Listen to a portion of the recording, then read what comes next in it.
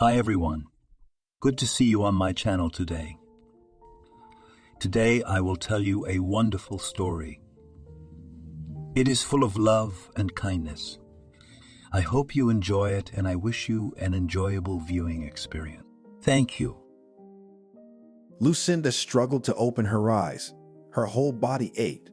The IV wires were sticking out of her arm and her mouth tasted of blood, and she was terribly thirsty. Every movement was difficult. The woman tried to remember the previous events. Here she and her husband were driving home from the anniversary of his business partner. He sat behind the wheel himself, although he drank a lot at the party. At first, everything was fine. They were almost home. Then Lucinda remembered the headlights shining in her face, and then the impact. Someone had called the paramedics. It felt like the ambulance had come pretty quickly. They loaded her into the car, and what happened next the woman did not know, because after loading into the ambulance she lost consciousness and woke up only now. A nurse entered the room and asked how the patient was feeling. "What about my husband?" Lucinda wheezed. "He's fine. He's not hurt.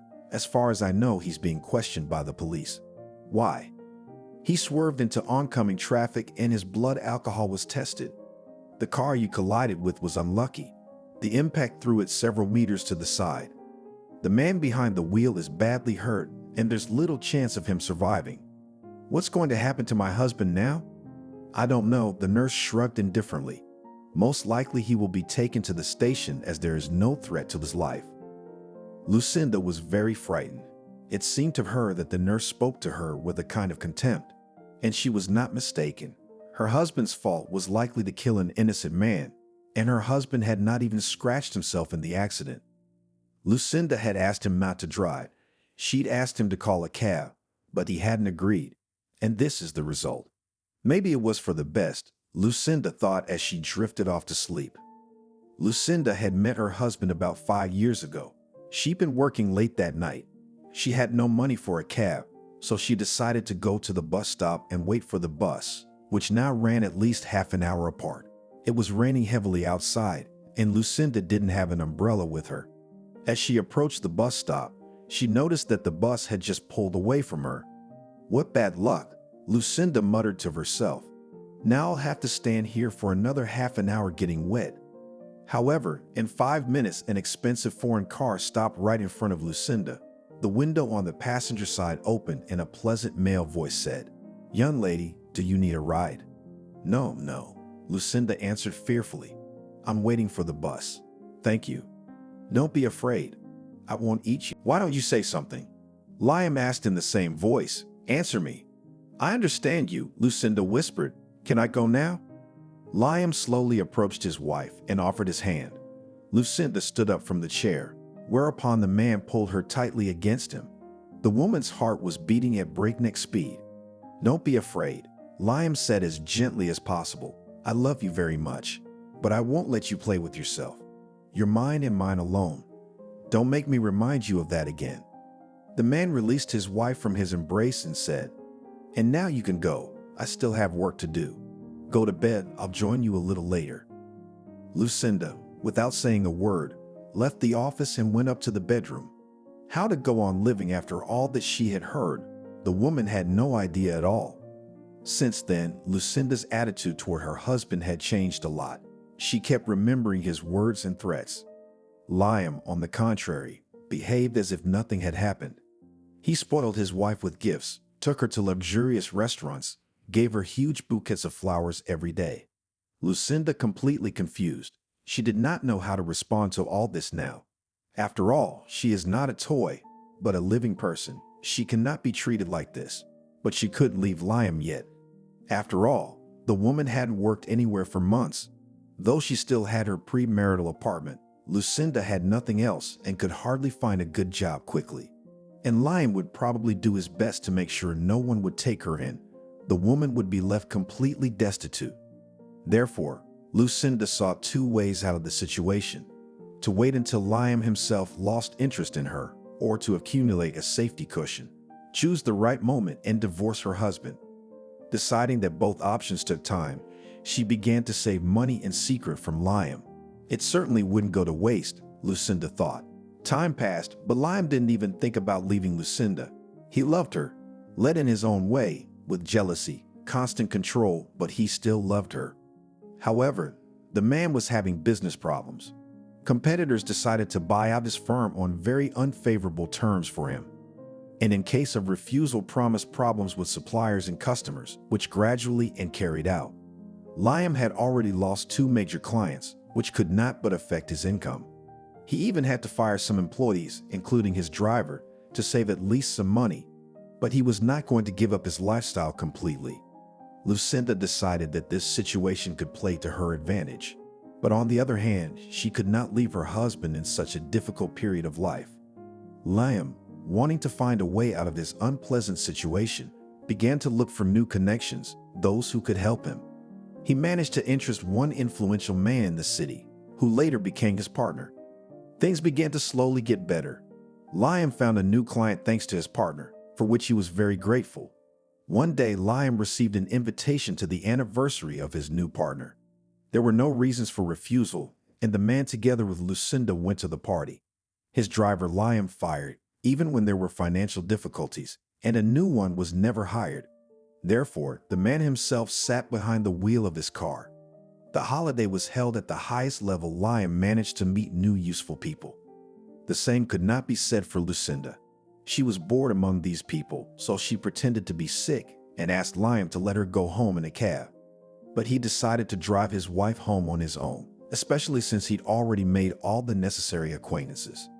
Lucinda asked him not to get behind the wheel after so much alcohol, but the man did not listen to his wife, saying that he is no longer a boy and can make such decisions himself.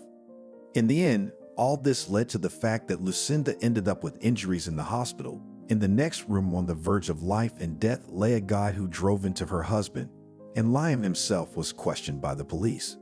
Lucinda woke up the next morning. A familiar nurse was fussing over her bed, doing something with her IV.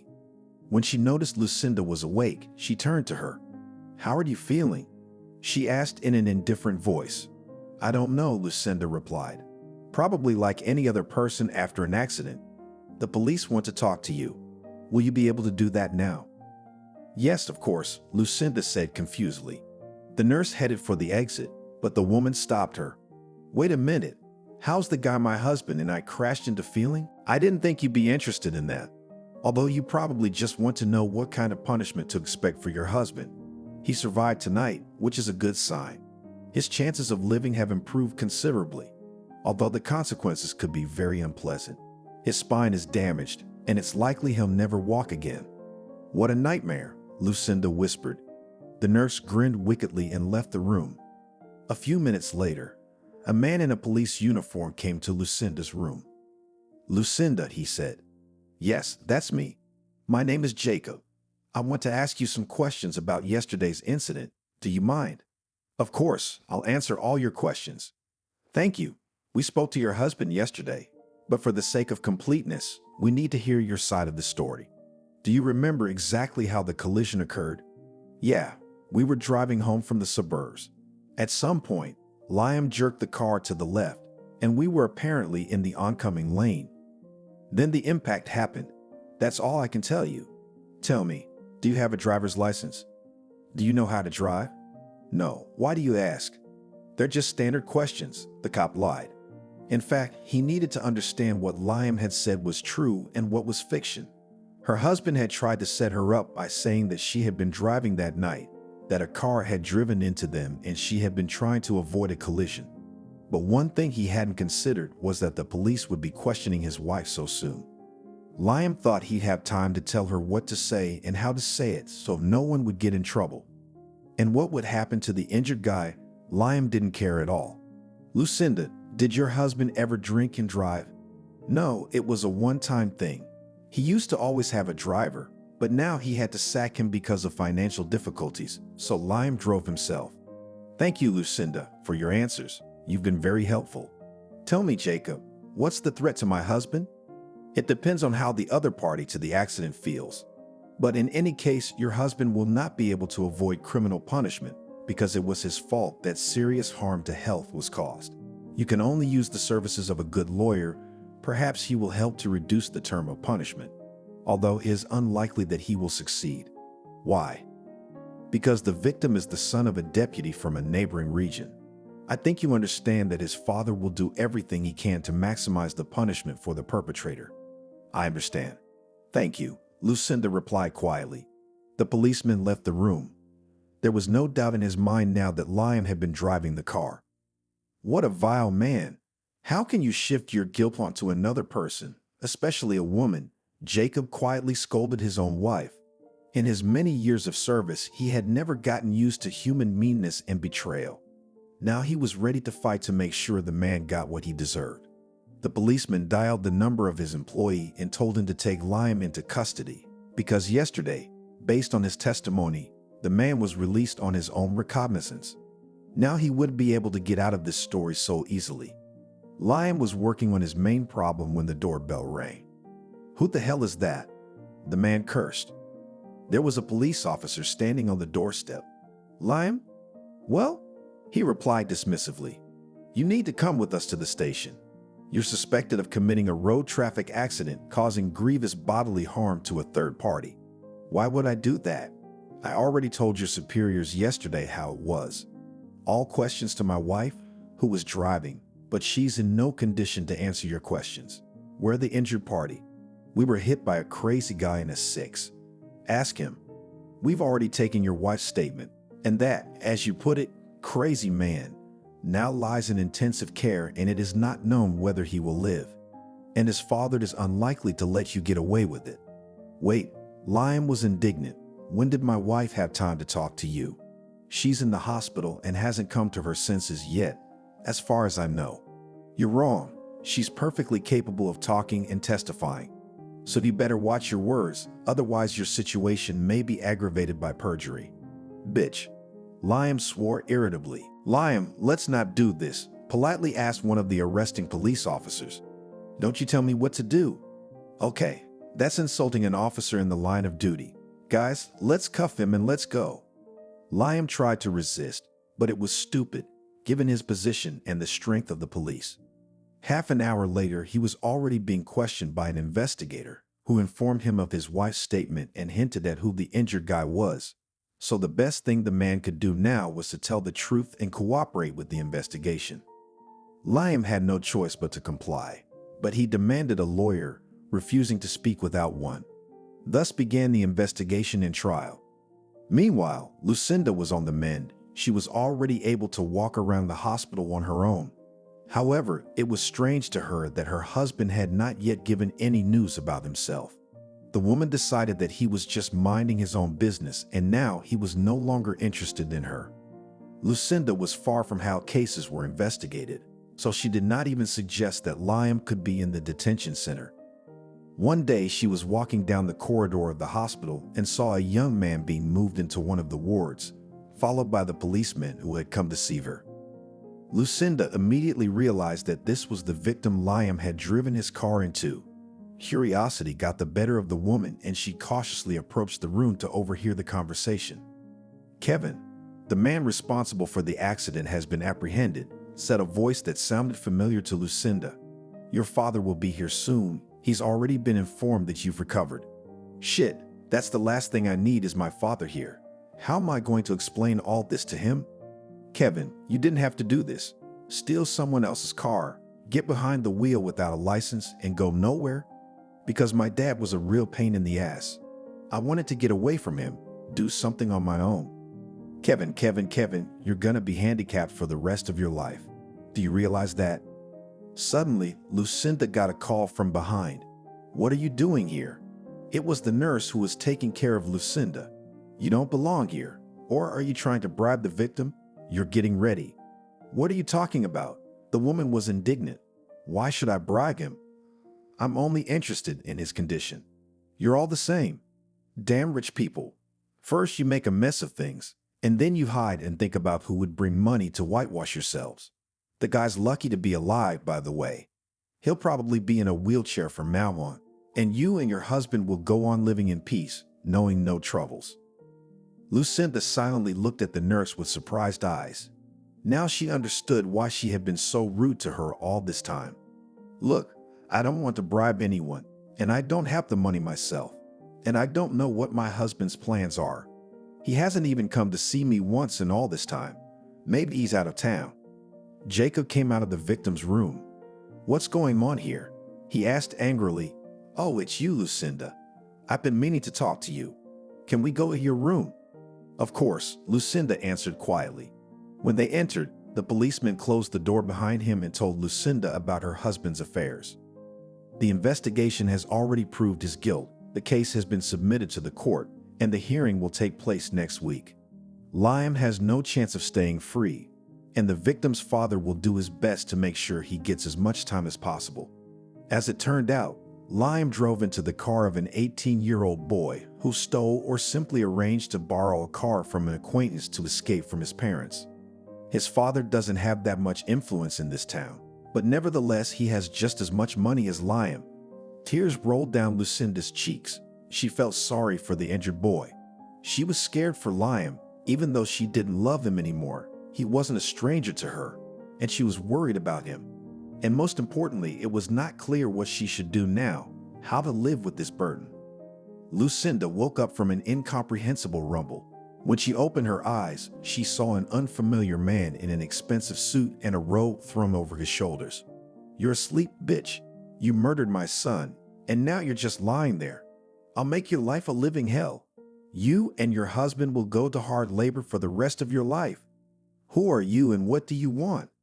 Lucinda asked fearfully, though she had already guessed who her visitor was. I am your nightmare from now on and for the rest of your life. Lucinda sat up on the bed, sleep finally receded. She looked at the man carefully. Stop screaming. I can understand your condition and sincerely sympathize with you. But this grief does not give you any right to behave like this with a stranger, especially without knowing all the details of what happened. You talk to me here. I'm not going to leave you like this. I said it all. After that, the man turned around and left the room, slamming the door loudly. Lucinda remained sitting motionless. She could not even imagine what to expect from this man. After sitting like that for about half an hour, the woman decided to go check on Kevin, the guy who had been injured in the accident. She approached his room and knocked gently. No one answered. Then Lucinda opened the door. May I come in? The woman asked. There was still no answer. Then the woman entered the room. Kevin was lying on the bed, looking up at the ceiling. Hi, Lucinda said. Hello. Who the hell are you? Kevin asked back. My name is Lucinda. I was a passenger in the car that hit you. Oh, what did you want? Is this about my father? You think I sicked him on you? Well, you're wrong. I don't blame you for anything. Neither you nor your husband. It's my own fault. I shouldn't have started all this. I'd be at home now, warm, cozy, fed, and happy. No, I wanted my freedom. I'm really sorry about what happened. I know it sounds stupid, and it won't make things right, but I'm sorry. Kevin looked at Lucinda in surprise. Forgive you for what? It's not like you had anything to do with it. You were a passenger, and I was hit by the driver, your husband, I understand. Yes, my husband, only he's never gonna admit he's to blame in his life. He'll blame everyone around him but him, and I don't think he cares about anyone else but himself. Maybe now he'll realize something. You say that like you're glad he's in trouble. It was hard for Lucinda to admit it, but she did feel a certain amount of joy that Liam might get a real sentence. Maybe you're right, Lucinda sighed. That way I'd have at least a chance to get away and divorce him. Wasn't there any way to do it without that? Apparently not, the woman replied sadly. He's terribly possessive. Next to him I felt like a prisoner and I could not leave. He promised me such problems, no worse than your father. So my sacrifice wasn't in vain. Kevin tried to smile. Did my father threaten you? Yeah, he came by today. Yelling, cursing. Never mind. I didn't come to you to complain or ask you to save me from him. I'm an adult. I have to deal with my own problems. I'm sorry again. I'm really sorry about what happened. You're a good person. Thanks, Kevin. Where were you going in such a hurry? Would you mind telling me? I'll tell you. I wanted to start my own life. I guess, like you, I wanted to be free of my parents' custody. I was tired of being pushed around. Constant control. My father was always forcing me to study. He paid for me to go to law school. That's not my thing. I wanted to study music. I even had a band with some guys, but my parents made me give it all up. saying I wouldn't get anywhere with my music. So I decided to run away. I saved up some money, borrowed a friend's car, got in and drove off. Lucinda couldn't hold back her tears. She felt so sorry for this guy, who had such grandiose dreams, such a will to achieve them, determination. And now, because of her husband, he lost everything. Now Kevin's whole life is about lying in bed. He's unlikely to have a wife and children. He won't be able to play his favorite guitar anymore. He's not even going to be the lawyer his parents wanted him to be. Lucinda, don't cry. There's nothing you can do about it. It's just what someone upstairs wanted. And I'll talk to your father. I promise you, he won't hurt you. Thank you, Kevin, Lucinda said gratefully. She went back to her room. The woman felt a little better. The next few days were completely uneventful. She socialized with Kevin. The guy turned out to be a very developed and interesting conversationalist.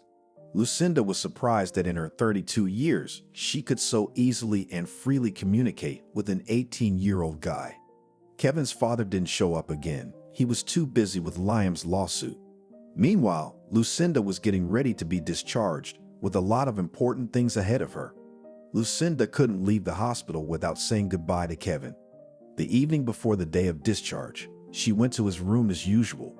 They talked a lot about life, their families, their dreams. Kevin, what happened to your mom? Why did your dad come to see you alone and I never saw her? I don't have a mom, the kid simply answered. What do you mean? Lucinda was surprised. It's like this. When I was 5 years old, she left my father for some richer man 20 years older than her. She hasn't even been interested in me or my life since. Dad, of course, didn't greek about it for long.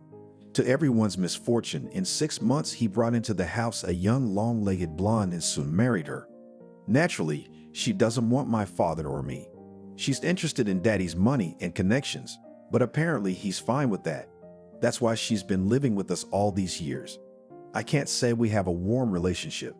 It's more like neighbors. What a hard fate you've had, Lucinda said sympathetically. It's okay. I'd accepted it. I guess it's more interesting than living on my own. At least I've seen something in my short life. Don't say that. You've got so much more to see. What's there to see when you're lying in bed? Kevin, we can try to do something. There are cases where people have recovered from injuries like this. And your father's got money. I think he'll spare no expense in your recovery. Lucinda, do you believe that? I do. The woman answered firmly. You believe it? Okay, thank you. Kevin, I actually came to tell you that I'm being discharged tomorrow, and I won't be seeing you here anymore, and I don't know if I'll ever see you again. I want to get away from all of this. Divorce Liam, sell the apartment, buy a train ticket, and go somewhere where no one will find me. But I'm sorry to leave you. I've grown so attached to you these days. You're a very nice guy, really. But your father won't approve of us hanging out. I'll leave you my number anyway. If you want, you can call me any time of the day or night. I'll always be ready to listen to you. I'm sorry to break up with you too, Kevin replied quietly as if embarrassed. If we had met under different circumstances, I would definitely have asked you to go out with me. Kevin lowered his eyes in embarrassment. He couldn't tell Lucinda directly how he felt for fear of being rejected. But during these days that they had known each other, the guy had fallen in love with her up to his ears. Kevin, what are you talking about and what does that have to do with anything? I'm 14 years older than you. We'd make a great couple. You're very nice and you're bound to meet a girl worthy of you and age appropriate. Why would you want a grown-up aunt with a lot of problems and a bad marriage? Lucinda tried to joke. You're not an aunt. Kevin was indignant. I'm going to go. It's getting late. Call me. Lucinda went back to her room. She lay down on the bed and thought about the words Kevin had said to her. She was worried that this nice guy was so attached to her and harbored false feelings. Lucinda realized the absurdity of the situation. Okay, the woman said aloud, I'll leave. He'll forget me and everything will be fine. His father is a rich man with connections. He'll probably be able to help his son get back on his feet and everything will be fine. The next day, Lucinda checked out and went home. The first thing she needed to do was to find out how Liam was doing, but how to do that the woman didn't understand yet.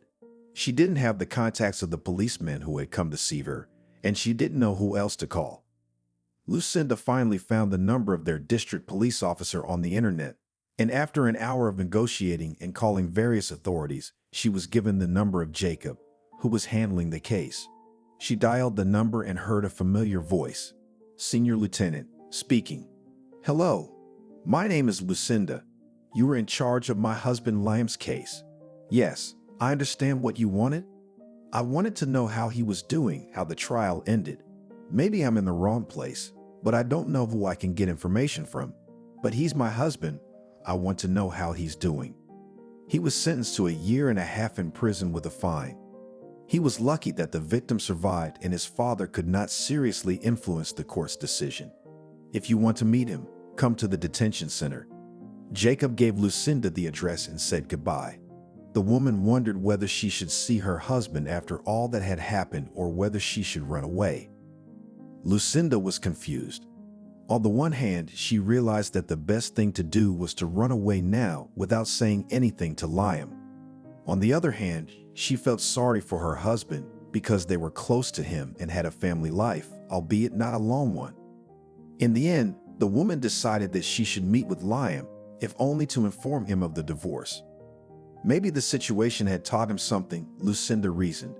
Maybe he'd learned that you can't be so stubborn and selfish. That there's a chance for reconciliation in this family. Everyone deserves a second chance. With these thoughts, Lucinda changed her clothes, cleaned herself up, and went to the address.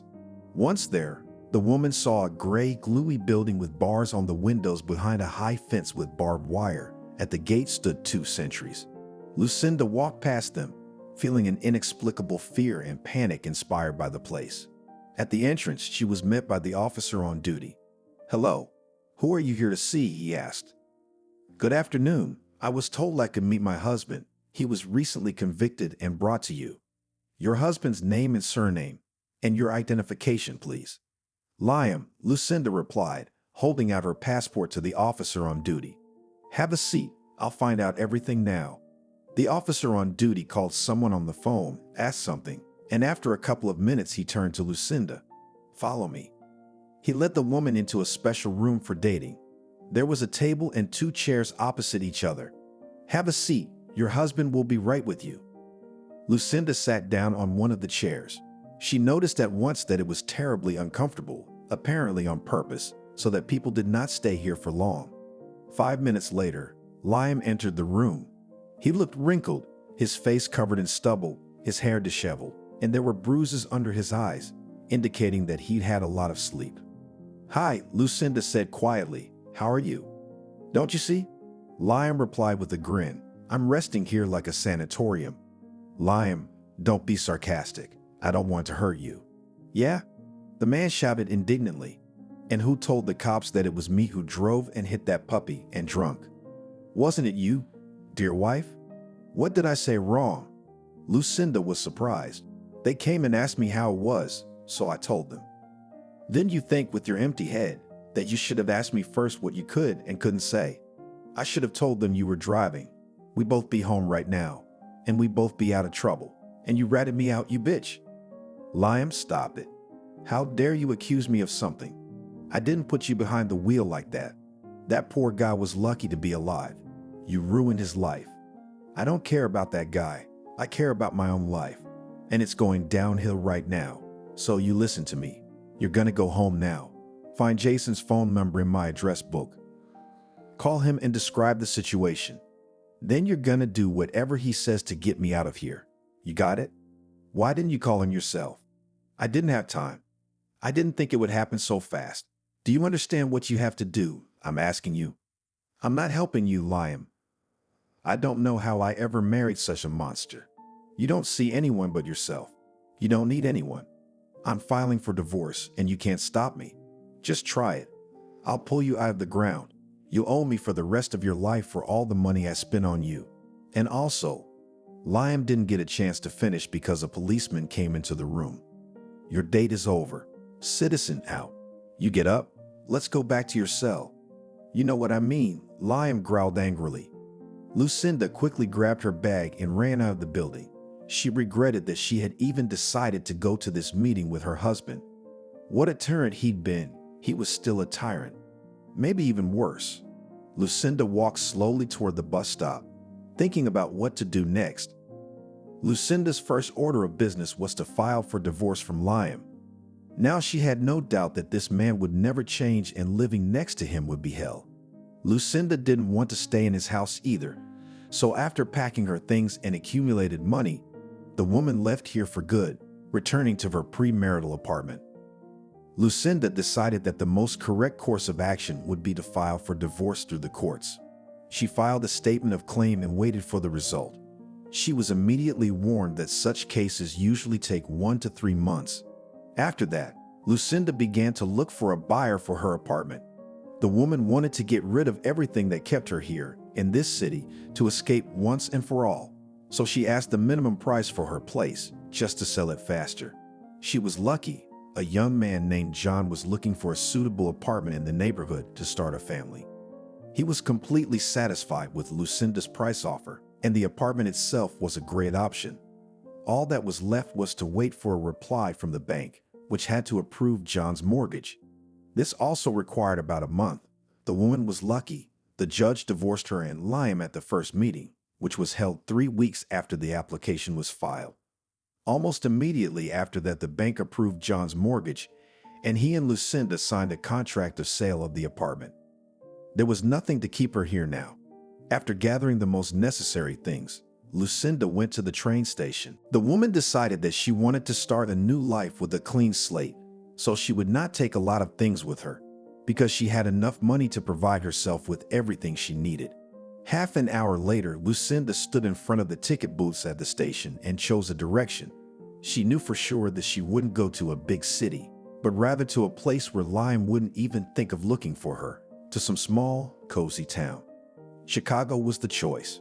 The train was leaving in 3 hours. After the choice was made and the tickets were in the woman's hands, Lucinda could relax a little.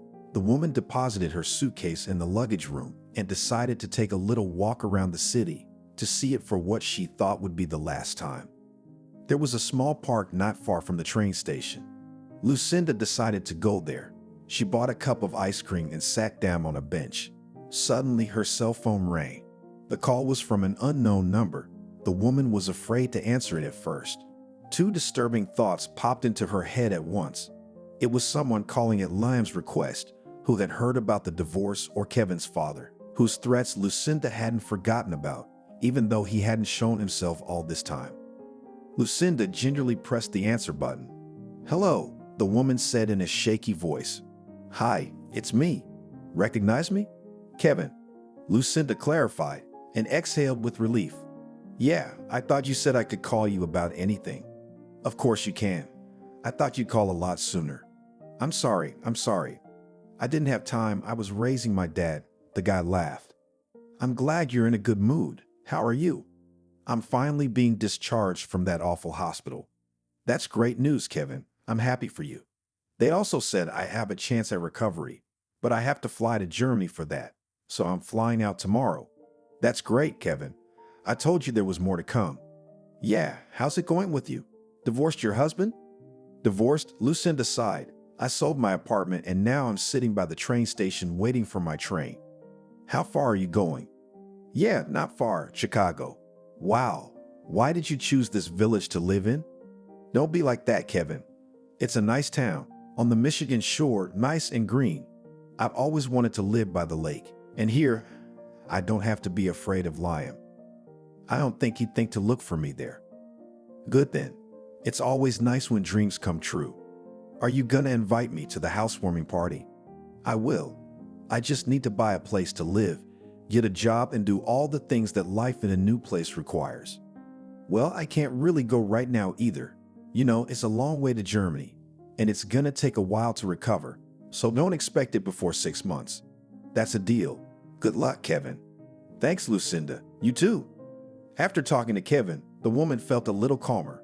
She believed that the operation would help him get back on his feet, and he would be able to live a full life. Lucinda herself had a new life ahead of her, where there would be no more room for people like her husband. Lucinda stepped off the train, the bright summer sun hitting her eyes. The woman looked around. Everything was strange and unfamiliar. While Lucinda was on the road, she thought about how to get settled in her new place. The woman managed to look at several advertisements for apartments. Her money was enough to buy a one-bedroom and still have some money left for living. Lucinda decided to rent a bed in a hostel while she searched for a suitable option. Of course, she could afford a good hotel room, but Lucinda decided that it would be best to save as much money as possible and not spend it on any excesses. There was no telling how the job situation would turn out or how long it would take to find a place to stay. To her surprise, the room was very clean and spacious. There were not many guests, so Lucinda's neighbors were only 2 female students traveling around the city. Lucinda did not dare to deal with the purchase of the apartment herself, so she turned to a real estate agency. She described her wishes and waited for a suitable option. In the end, 3 days later, the realtor called Lucinda and offered several apartments that were for sale almost in the center of the city at a very attractive price. The woman decided to look at each of them. The first apartment was in an old house on the first floor. According to the seller, this apartment was inherited by his grandmother about a year ago. This immediately scared Lucinda away. She did not want to live in an apartment where someone had recently died. The second apartment was in a newer building with a good repair, but even there she felt uncomfortable, though she couldn't explain why. The last option was located on the 8th floor of a 9-story building. It had a beautiful view of the Volga. Lucinda immediately fell in love with this apartment. Despite the fact that it was a little smaller than the previous options, she felt at home in it. Everything was good here. A beautiful view from the window, a convenient layout, modern repairs. Lucinda decided that it was possible to stop at this option. The realtor promised to prepare a sales contract, and the next week Lucinda would be able to move into her new apartment. All this time, Lucinda corresponded with Kevin. He told her about Germany, how nice and beautiful it was. Even from the window of the hospital where he was lying, he had a beautiful view of the architecture of the city. They were preparing him for surgery, collecting all the necessary tests. In turn, Lucinda shared with him her impressions of her new place of residence. She bragged about her future apartment as well. Kevin praised her choice and promised to come and visit her immediately after her return to Russia. The deal to buy the apartment was successful. Gradually, Lucinda bought everything she needed for her new home. Now it was possible to look for a job. The difficulty was that Lucinda had not worked for a long time, so all her previous work experience was not so important to employers. The woman went on interviews, but there were no results. She was either offered too small a salary with irregular working hours or promised to call back, and that was the end of it. After 2 months, she was lucky. A large company from another city was opening a branch in Chicago and was recruiting new employees for the team. Lucinda responded to one of these vacancies, and after an interview, she was offered a good position with a decent salary. So went the usual work routine. Meanwhile, Kevin underwent surgery. It was a success. Now the guy was engaged in recovery procedures. He could already sit freely and tried to stand on his feet. There was no talk of full-fledged movement yet, but doctors gave positive forecasts, promising that in 6 months, Kevin would be able to walk without assistance. His father did not spare any money for his son's recovery, and it was paying off. The time flew by very quickly. Lucinda settled into her new place. She liked her new life. The woman had new interesting acquaintances, even began to improve her personal life. One evening after work, she went to her favorite pastry shop. Lucinda wanted to take her favorite cake to celebrate the successful completion of a project at work. But it was the last one, and some man asked him to give up this cake for his favorite daughter, who won a sports competition today and wants this cake as a present. Lucinda couldn't help but give in to the child, and the man, a little embarrassed, asked about Lucinda's plans for the evening. They struck up a conversation. The man's name was Steve. It turned out that he was raising his daughter all alone, his wife having died in a plane crash a few years ago. He ended up inviting Lucinda to join them for a celebration. It was a completely unexpected offer for the woman, but she accepted. She didn't realize how she had agreed so quickly, but there must have been something about this man that was so appealing and special. It was the beginning of their relationship. Steve's daughter also quickly became friends with Lucinda. She was already old enough to realize that Daddy could not live all this life alone with memories of his mother. Therefore, the girl did not interfere with their relationship. It seemed that life got better, And now Lucinda has a calm and bright future ahead of her. But not always in life, everything happens exactly as it is desired. Liam was not released until the winter of the following year. The weather outside was gray and snowless. The man shivered. He hadn't been able to get out of prison early, no matter how hard he tried. Kevin's father had done a good job of keeping Liam there for his entire sentence. During the time the man spent incarcerated, many changes took place. The partner he had made a deal with before going to prison turned out to be a corrupt man and canceled all contracts at the first opportunity. And he did it in such a way that Liam was left not just without money, but he was a lot of debts from third-party organizations. In order to cover everything, the man had to sell his house, car, and other property. The money was barely enough. After that, Liam was left literally on the street.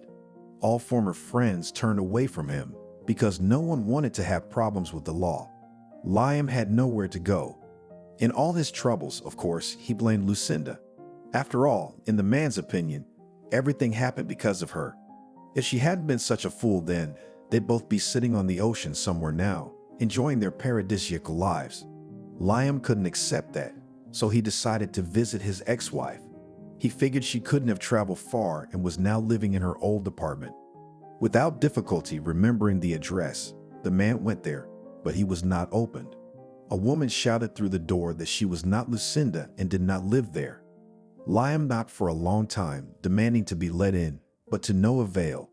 After a while, the police arrived with a man. Together they managed to take Liam to the street, where he told them that his ex-wife lived in the apartment, who had now disappeared and had not given any news about her. Nevertheless, the police had to take the man to the station and make a report on the offense. At the station, Liam once again talked about his problem. He even had the idea of filing a missing persons report for his wife. But he was rebuffed in return, as Lucinda is nobody to him at the moment, and it is quite possible that she deliberately made sure that Liam would not find her. Liam's behavior, given that he was only recently released from prison, did not go unpunished. He was given a 5-day jail sentence. At first, they wanted to give him the full sentence, but they decided that the man was having too much trouble as it was. During the time Liam spent in the cell, he figured out a way to find Lucinda. Since he couldn't find her in a good way, the man decided to file a report that his ex-wife had run away, taking with her a rather serious amount of money from the safe, and the evidence was not his concern. Even if he failed to accuse Lucinda of theft, he would still know where she was, and he could take revenge on her for all his troubles. So Liam did just that. When he was released once again, he first filed a report on the disappearance of a large sum of money and said that no one but his ex-wife could have taken it. The report was accepted and an investigation began. After that, Liam's main problem was the lack of housing. Of course, he had gotten used to inconveniences for the last year and a half, but he could not live on the street in winter or wander around train stations. He had to get a job as a janitor because he could not get any other job with such a past. The pay was pennies, but it was stable. He was also given a small van to live in. Liam was willing to put up with the inconvenience, knowing that the time would come and his ex-wife would be held accountable. In the meantime, the police had begun processing Liam's application. Coincidentally, his case had fallen to the very officer who had once put the man behind bars. Jacob was immediately drawn to the familiar combination of surnames and first names of the defendants, but he couldn't remember them. Too many people he'd had to deal with, and it was impossible to remember each one. Lucinda stood at the airport waiting for her guest. Kevin had called her the night before and told her that he had recently returned from Germany and was eager to meet her. The woman immediately invited him to her house because she had long ago promised to invite him to a housewarming party. The airplane arrived on schedule. Lucinda was very worried. "Wow," Lucinda marveled. "You're walking so well already. I've been working very hard to recover, and it's all thanks to you." "Why thanks to me?" the woman asked in surprise. "Who told me that everything would be all right and life would return to normal?" Kevin laughed. "I'm glad I was able to help you overcome these difficulties. Come on, I'll show you my apartment and then the city." They got into Lucinda's car, which she had recently bought on credit. "Wow," Kevin marveled. "You've already learned to drive." I have to travel a lot for work, and public transportation is not the most convenient option. And now, how did you manage to get away from work? I mean, it's the middle of the day, right? You won't have any problems because of me. I took a few days vacation, so I'm completely at your disposal, Lucinda smiled. They reached the apartment. Kevin immediately appreciated the accommodations. She had furnished it very nicely, and there was nothing superfluous. The woman fed her guest lunch, after which they went for a walk around the city. Lucinda took Kevin to her favorite places, told him some stories about the city, which she had learned during her stay in Chicago. After a long walk, the woman suggested her guests to go to a cafe and celebrate their meeting. Kevin gladly agreed. He was tired and hungry during the walk, and he needed an excuse to confess something to Lucinda. As they sat at a table in a cozy cafe, Lucinda told Kevin that she wanted him to meet someone. She had invited Steve and his daughter to this evening so that they could all spend time together. I thought it would be just the two of us, Kevin said with ill-concealed disappointment. I think you'll like my friends. Lucinda glanced at the man and the girl who had entered the cafe. As Steve and Nancy approached the table, Lucinda introduced them to each other. Meet my very good friend, comrade, and just a wonderful guy, Kevin. And this is my future husband, Steve, and his daughter, Xenia. What husband? Kevin was outraged. Lucinda, how could you do this to me? Kevin, wait, how could I do this to you? There's too much age difference between you two. You're young, you're hot-blooded, adventurous, and unexplored. And she's got a lot going on in her life. She wants a quiet life. And what makes you think I can't give her that quiet life? Kevin asked in a calmer voice. Because I was a young guy in my 20s, I know what it's like. I know what it's like to want to try everything. I even understand your attraction to an older woman, but it'll pass quickly. Trust my experience. I want to live my experience, Kevin snapped at me. You shouldn't say that. Lucinda is very nice to you. She's always spoken very warmly of you, but she sees you more as a friend, in some ways even as a son, so she can't share your feelings for her. What am I supposed to do now? I flew all the way out here to propose, even bought a ring. I wanted to stay here with her. But now I see that I'm not here anymore. Where am I supposed to go? Kevin, you need to talk to Lucinda. You two need to work this out together. It'll make you and her feel better. I can't see her. She betrayed me. And you think you're worthy of a grown woman? You sound like a teenager in transition. My advice to you is to find the courage to talk to Lucinda. She's very worried about you. And you know what? If she wants to stay with you after that conversation, I'll back off and stay out of your way. But you have to talk to her yourself. I will. Can you call her? My phone's at the cafe. I don't want to go back there. I'll wait for her at the apartment. I want to talk to her one-on-one. No problem. Do you need a ride? No need. It's not that far, is it? If I remember correctly. It's about a 15-minute walk. Thank you. After this conversation, Kevin went to Lucinda's house and Steve went back to the cafe. On the way, he called Lucinda and relayed the gist of the conversation. The woman replied that she would go home so that Kevin wouldn't arrive before her and wait under the door. Little wonder what might happen to him in a strange town. She offered to take Nancy with her, but Steve said to let his daughter stay at the cafe and wait for him. After all, Lucinda needed to talk to Kevin without strangers. The woman quickly got into her car and was home in 5 minutes. Kevin wasn't there yet. He didn't show up after 10 minutes or 20. Lucinda got worried and started calling Steve to find out what road the guy took and where to look for him. Steve, how did he go? Through town or along the waterfront? I think it was the waterfront. Okay, Lucinda, don't panic. Maybe he just got a little lost. You've given him the address. If he thinks of asking people, it's not too late. They should be able to help him. If he doesn't show up in half an hour, we'll go looking for him. Steve, I can't just sit here and wait. It's winter outside. Then the doorbell rang. Lucinda asked Steve to stay on until she checked to see who was there. The woman looked through the peephole and Kevin was standing outside the door. Steve, he's here, the woman said as she opened the door locks. It's okay. Thank you for your help, thanked Lucinda and passed out. When she finally opened the door, the pungent odor of alcohol hit her nose. Kevin, exclaimed the woman, where have you been? What happened? The guy didn't answer anything. He stepped over the threshold of the house, slammed the door, and passionately kissed Lucinda right on the lips. It seemed like an eternity to Lucinda before Kevin pulled away from her lips. "What are you doing?" Lucinda was outraged, pushing the boy away from her. "I love you. Don't you understand that? I want you all to myself. Lucinda, Lucinda, Lucinda. I'm gonna make you the happiest woman on the planet. I've spent so long planning to meet you, to impress you with how I overcame all the odds, how I learned to walk again. And it's all for you. Why don't you want to give yourself to me? What are you afraid of? I can see that you care about me too." "Stop it. Kevin, stop it. You're in no condition to be discussing this right now." Lucinda was shaking with fear, afraid that Kevin might do something stupid that he would regret. Lucinda tried to speak as softly as possible. "And tomorrow morning you'll wake up and we'll talk about it." "No, I want you to give me an answer right here, right now." "Okay, fine. Let's just move to the room and talk about it there anyway." "Okay." Kevin reluctantly agreed. "That's good. Go sit down and I'll go make us some coffee. You'll be fine." Kevin waved his hand and walked back into the apartment, and Lucinda gave a faint sigh of relief. She still had her cell phone in her hand. Going into the kitchen, the woman quickly typed a message to Steve. "Come to my place right away." It didn't take long for a reply. Lucinda quickly ran her eyes over the text. "On my way out. I'll be there in 20 minutes. What's wrong?"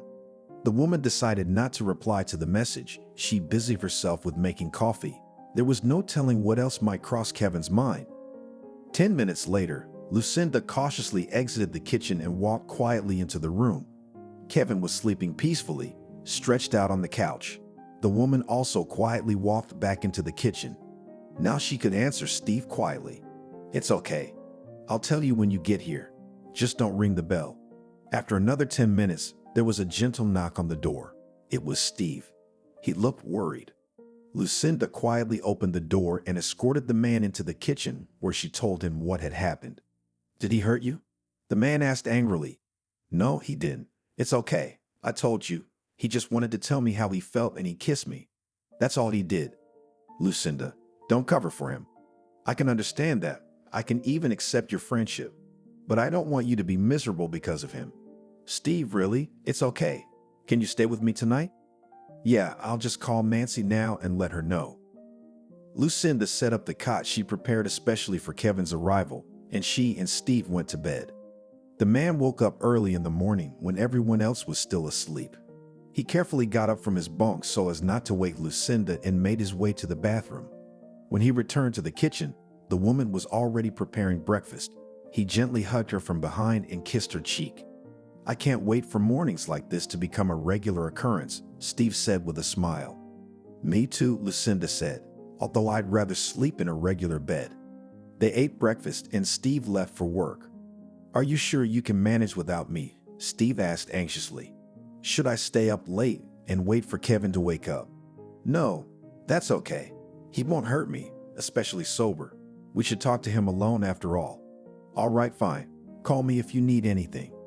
Steve left for work and Lucinda waited for her guest to wake up. Kevin didn't wake up until 11 o'clock. His head hurt terribly and his mouth was all dry. He got up and walked unsteadily to the kitchen, where Lucinda was sitting and thinking about something, staring out the window.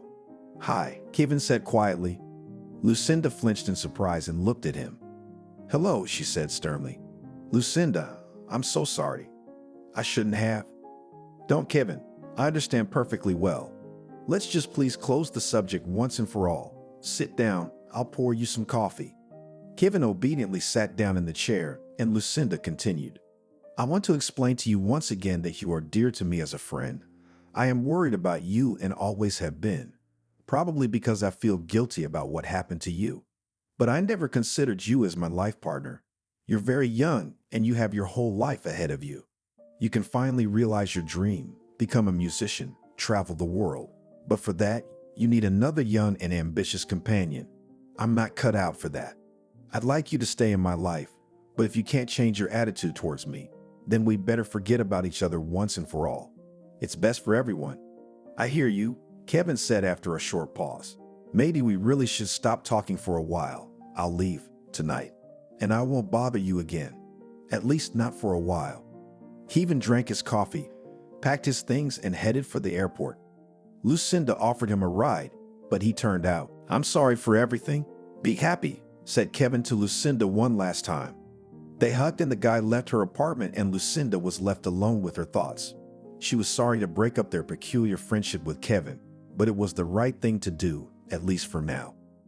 Lucinda had pretty much calmed down by now after the story with Kevin. At first, she had been worried about what had happened, blaming herself for not being able to recognize the guy's feelings for her and for not explaining the impossibility of a love affair between them very clearly.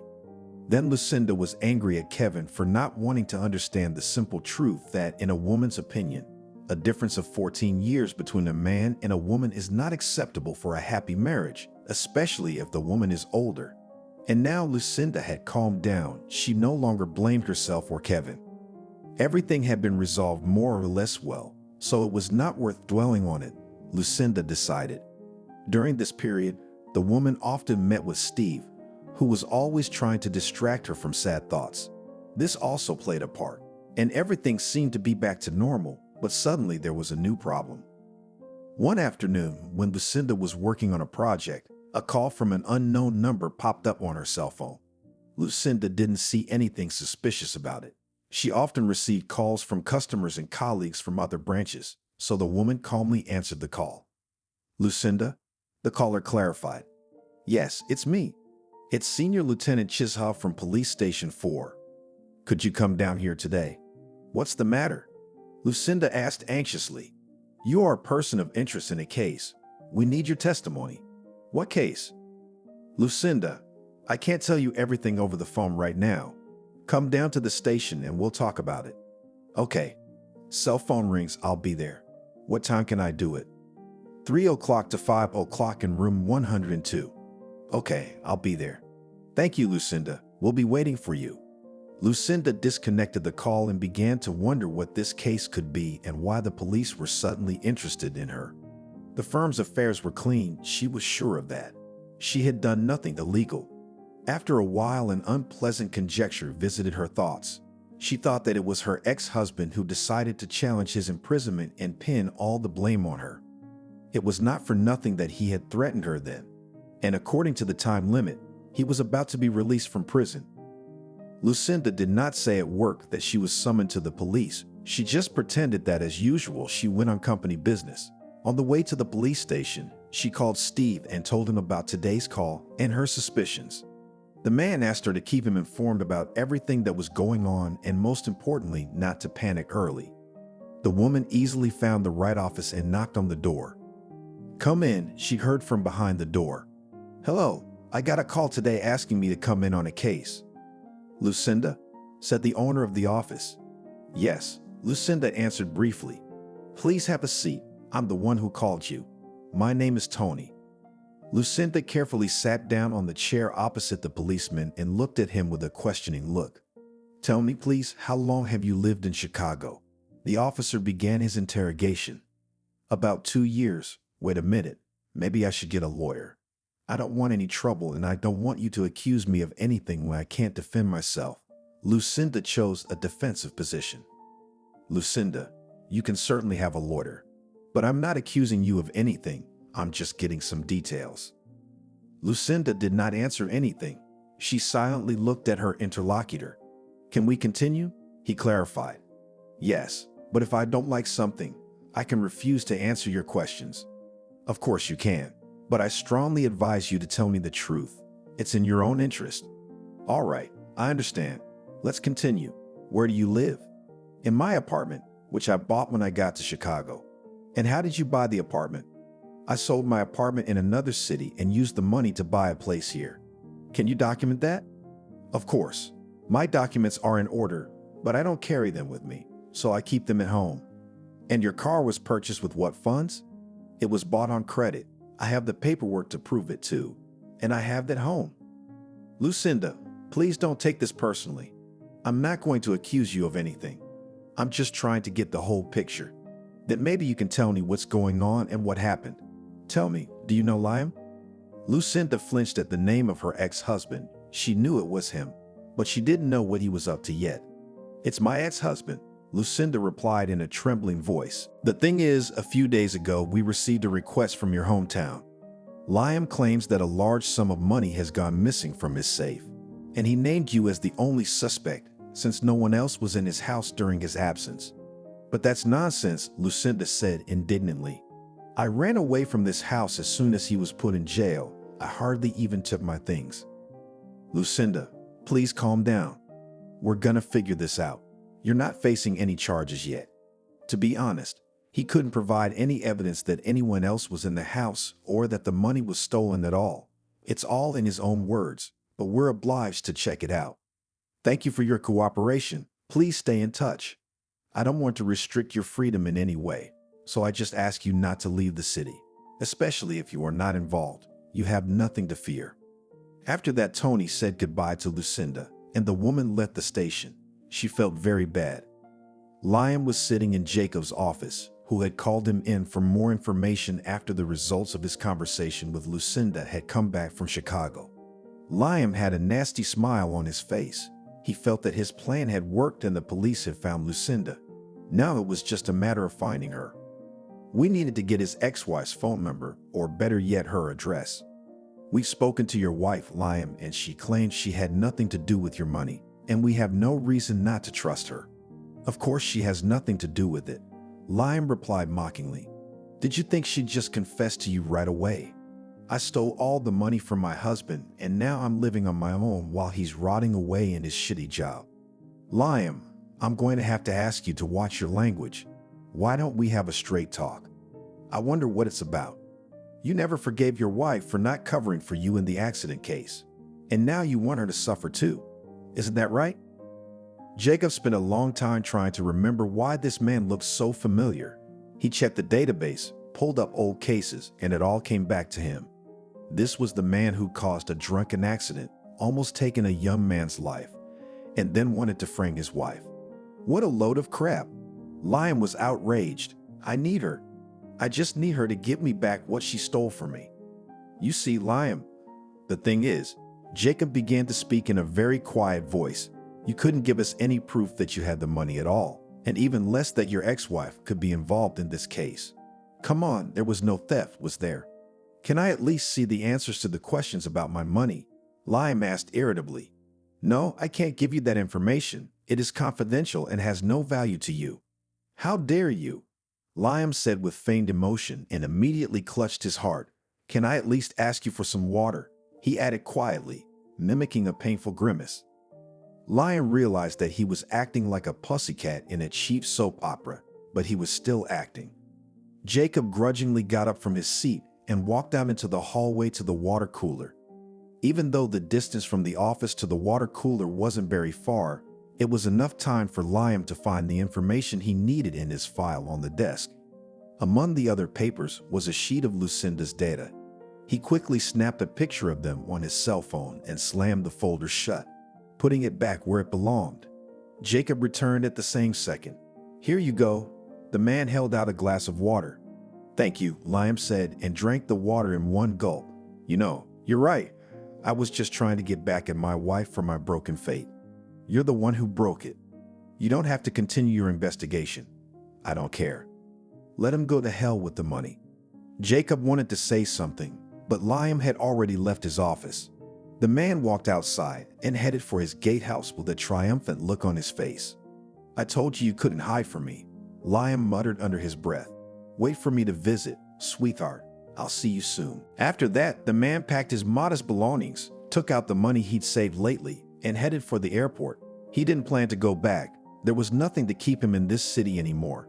He wanted to get to his ex-wife as soon as possible, so he wasn't going to waste time on the train, especially since the ticket price for these modes of transportation didn't differ much. Liam bought a ticket for the nearest flight, and in 3 hours he was already sitting on the plane, anticipating his meeting with Lucinda. It was a cold February evening outside. Lucinda was at home and was going to meet Steve. He had invited her to the theater for the opening night of a play. The man was supposed to pick Lucinda up in half an hour. Suddenly, the doorbell rang. You're early, Lucinda said, opening the door, but when she saw Liam on the threshold, she was startled. You? Were you expecting someone else, my dear? Liam pushed Lucinda roughly into the apartment, then walked in and slammed the door behind him. What are you doing here? Lucinda asked breathlessly. What's up? Liam grinned. I came to see my favorite wife. I see you're greeting me in full dress. How did you find me? Well, I told you I'd do it no matter how you hid. And I'm never one to throw words around. What do you want from me now? You took everything away from me. After I got out of prison, I had to sell everything to pay off the debts my last partner left me in the graveyard of my business. After that, I had to live in a stinking gatehouse and sweep the damn yards every morning, all just to find you. I wanted to file a missing persons report on you at first, but they turned me down. So I figured out a way to get those stupid cops to come after you. Then it was just a matter of doing the little things. Although I had to use my acting talent, the stubborn policeman didn't want to give me your details. But now, as you can see, I'm here with you. Liam, what do you want? We're not husband and wife for a long time. Lucinda tried to speak as calmly as possible. The woman was stalling for time because Steve should be here any minute. Lucinda hoped that he would be able to fix the problem. It's okay, we'll get remarried. You've left me with nowhere else to live and no one will hire me, so I'm staying here on your full support. I've fed you, clothed you, taken you to resorts. Now it's your turn. What are you talking about? I have a fiancé and he'll be here soon. Oh, you scared me, Liam said with a sneer. If he tries to come in here, I'll break every bone in his body. At that moment, the doorbell rang. Lucinda wanted to go to the door and open it, but Liam wouldn't let her. Don't you dare. I'm tired right now and I don't want to talk to anyone. Let her go. But the doorbell kept ringing. At the same time, Lucinda's cell phone rang. Answer it and tell her you're not going anywhere. And if you fart, I'll kill you where you stand. I've got nothing to lose. Do you understand? Lucinda nodded and hit the answer button. Steve, I'm sorry. I'm not feeling very well. I got a headache and I fell asleep. Look, can we postpone our trip to the theater? I'm really not feeling very well right now. Lucinda, I've been standing on your doorstep for about 10 minutes. Why don't you let me in? Steve, I'm sorry. I look terrible and I don't want you to see me like this. Why don't we meet tomorrow? Is there anything you need? Medication? No, thanks. I love you. Love you too. I'll call you tomorrow morning. Steve disconnected the call and went to the elevator. Liam watched through the peephole. Good for you. You did the right thing. Now let's go to the kitchen. I'm hungry. Lucinda obediently led her ex-husband to the table and began to warm his dinner. Liam smugly watched the woman. After a while, she put a plate of pasta and a glass of tomato juice in front of him. Don't you have anything to drink? No, Lucinda answered briefly. That's too bad. All right, sit down and eat too. I'm sick of eating alone. I don't want to, the woman tried to object. Eat, I said, Liam shouted and pounded his fist on the table. Lucinda flinched in surprise and obediently placed the same plate in front of her. After dinner, Liam said he wanted to go to bed. Lucinda tried to linger in the kitchen to do the dishes, but the man wouldn't let her do so and told her to go with him to his room. Lucinda made the bed and Liam unceremoniously laid down on it. Lie down, he commanded Lucinda. Could I at least take a shower? She asked timidly. That's the last thing I need. You're going to run away from me and I'm too tired to keep you there. But after a short pause, Liam added, Go though. Only take your clothes off here. Why? Lucinda asked in horror. I want to see if you've gained any fat. Liam laughed. I want a slim wife. What are you talking about? Lucinda's eyes started to water. Don't cry, you idiot. It's like nothing ever happened between us. You know, I haven't even cheated on you once in all these years. You're the last one I had sex with. So you can imagine how hungry I am for a woman's warmth. Lucinda was already sobbing at the top of her voice. She was scared and disgusted at the same time. And most importantly, she didn't know how to find a way out of this situation. Shut up. Liam jumped up to Lucinda and slapped her painfully on the cheek. The woman immediately shut up and looked at him with eyes full of hatred. Get undressed, Liam repeated his order in a commanding voice. Lucinda began to slowly remove her clothes and Liam just watched this spectacle from the side. After 5 minutes, Lucinda was standing in front of him completely naked. The man slowly approached her, ran his hands over her breasts and thighs. Then he kissed her greedily. "Please, can I take a shower?" Lucinda moaned pitifully. "You have 3 minutes," Liam shouted. "And don't do anything stupid." The man went back to bed, and Lucinda ran to the bathroom, quietly opening the locks on the front door on the way. She herself didn't know how that would help her in this situation, but the woman hoped for a miracle. Lucinda stepped into the bathroom and closed the door on the latch. Time was not on her side. What to do now and how to get out of this situation, she had no idea.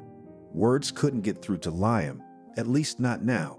He hadn't wanted to listen to Lucinda before, even when they were still married, and now that the man thought she was to blame for all his problems, he wouldn't talk to her. Needing to run was the only way out. Quickly wrapping a towel around herself, Lucinda cautiously opened the door. It was dark and Liam was nowhere to be seen. The woman tiptoed through the door and headed for the exit. Suddenly, she heard her ex-husband's mocking voice. "Are you going far?" Lucinda was stunned with horror. She realized that this was the end. She would not have a chance to escape again. "Liam, listen," Lucinda began to say, trying to appeal to her ex-husband's reason. "Don't do this, I beg you. This isn't who you are. Maybe I wasn't before you put me in jail, but I am now. Liam, it's not my fault you're in prison. You caused that accident. You drove drunk. I just told the police what happened. I didn't want to hurt you." "Of course you didn't. If you hadn't, you wouldn't have run away like a rat. I asked you for help. I had a lot of money and I could really get out of jail. But you wouldn't do it. You chose to run away from me and leave me alone with all this shit. You made your own choices, and now you're gonna have to pay me back. I've given you everything for years. Now you're gonna give it to me for a dime. Now enough words. Let's get back to business." Liam pulled the towel off Lucinda with a sharp movement. She tried to run, but the man grabbed her arm and squeezed her wrist painfully. "You're not going anywhere. Calm down, or it will only get worse." He dragged Lucinda into the room and pushed her onto the bed, then piled his body on top of her. "No, don't.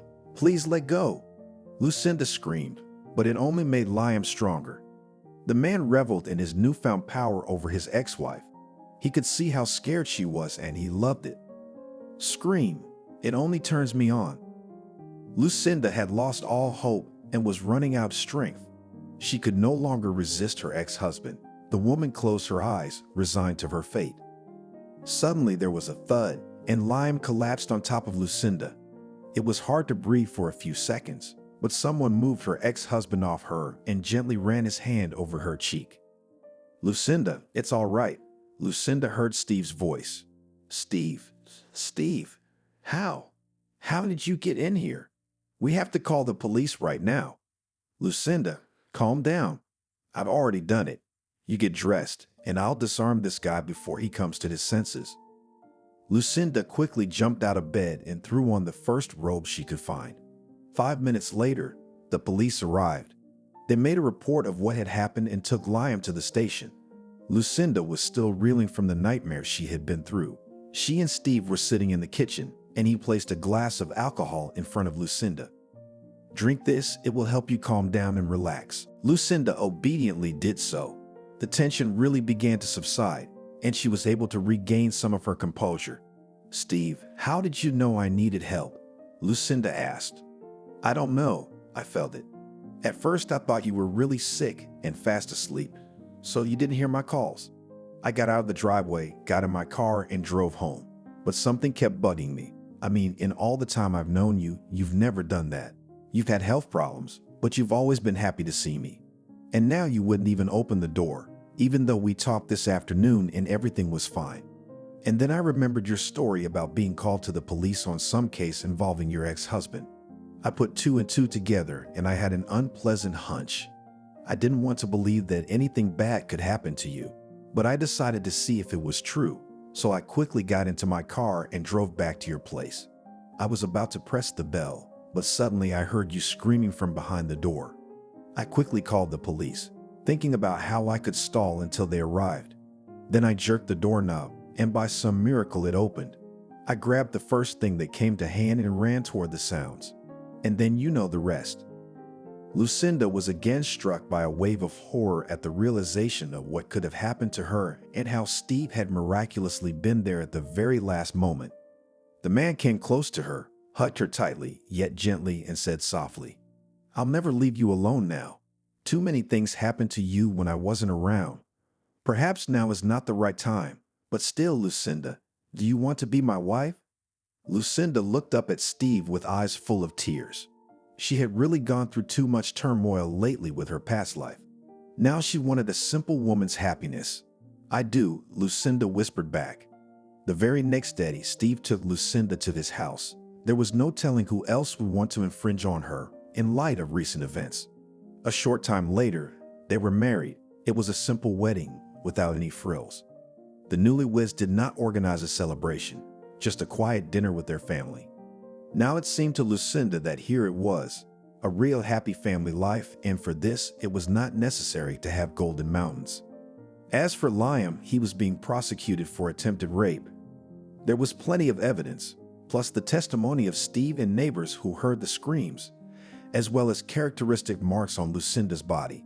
However, after a forensic psychiatric examination, it was found that the man had certain deviations. According to the court decision, he was sent to a psychiatric hospital for compulsory treatment, where he is likely to remain, if not for life, then for a very long period of time. Veronica took one last look at herself in the mirror, then looked at her watch. It was already time to run, for she had promised Nora to come early and help in the kitchen. Veronica was excited and nervous, because today she was going to meet John, a colleague of her friend's husband. For this reason, she had spent 4 hours on choosing clothes, going through her entire closet, as well as on makeup and hairstyling. She wanted to be irresistible, and she liked the result. Already 3 years she was alone. After a failed marriage, new relationships had not happened. Fans, of course, were, but no one was not attracted and wanted love, passion, emotions. John seemed to her quite an interesting man. Of course, the photo is difficult to judge, and the face of water to drink, because the main thing, as they say, that the man was good, with a sense of humor and charisma. And John seemed just like that, and Nora said that he was exactly what Veronica needed. With Nora, Veronica met 13 years ago, and despite the difference in age, Nora was older by 10 years. They became very good friends. The new friend had just moved with her husband, 12-year-old son, and 7-year-old daughter into the apartment next door to Veronica. Light, cheerful Nora became over the years a very close person for Veronica. And 6 years ago, their family bought a 2-bedroom apartment in a new neighborhood and safely moved there. Since then, the friends have seen each other much less often. And today was Nora's 43rd birthday. How time flies, Veronica thought and sighed. She herself is already 33, and long ago it was 20. The 30-years-old friend already had 2 children, and Veronica had none at 33. Her parents had already bored her with the question of when she was going to make them happy with at least 1 grandchild. It was a sore subject. She herself very much wanted to become a mother, but what to do if her husband turned out to be a big disappointment in her life? And to give birth from the first man she met, she was certainly not going to. "You're impossible to please," her school friend Tabitha had told her.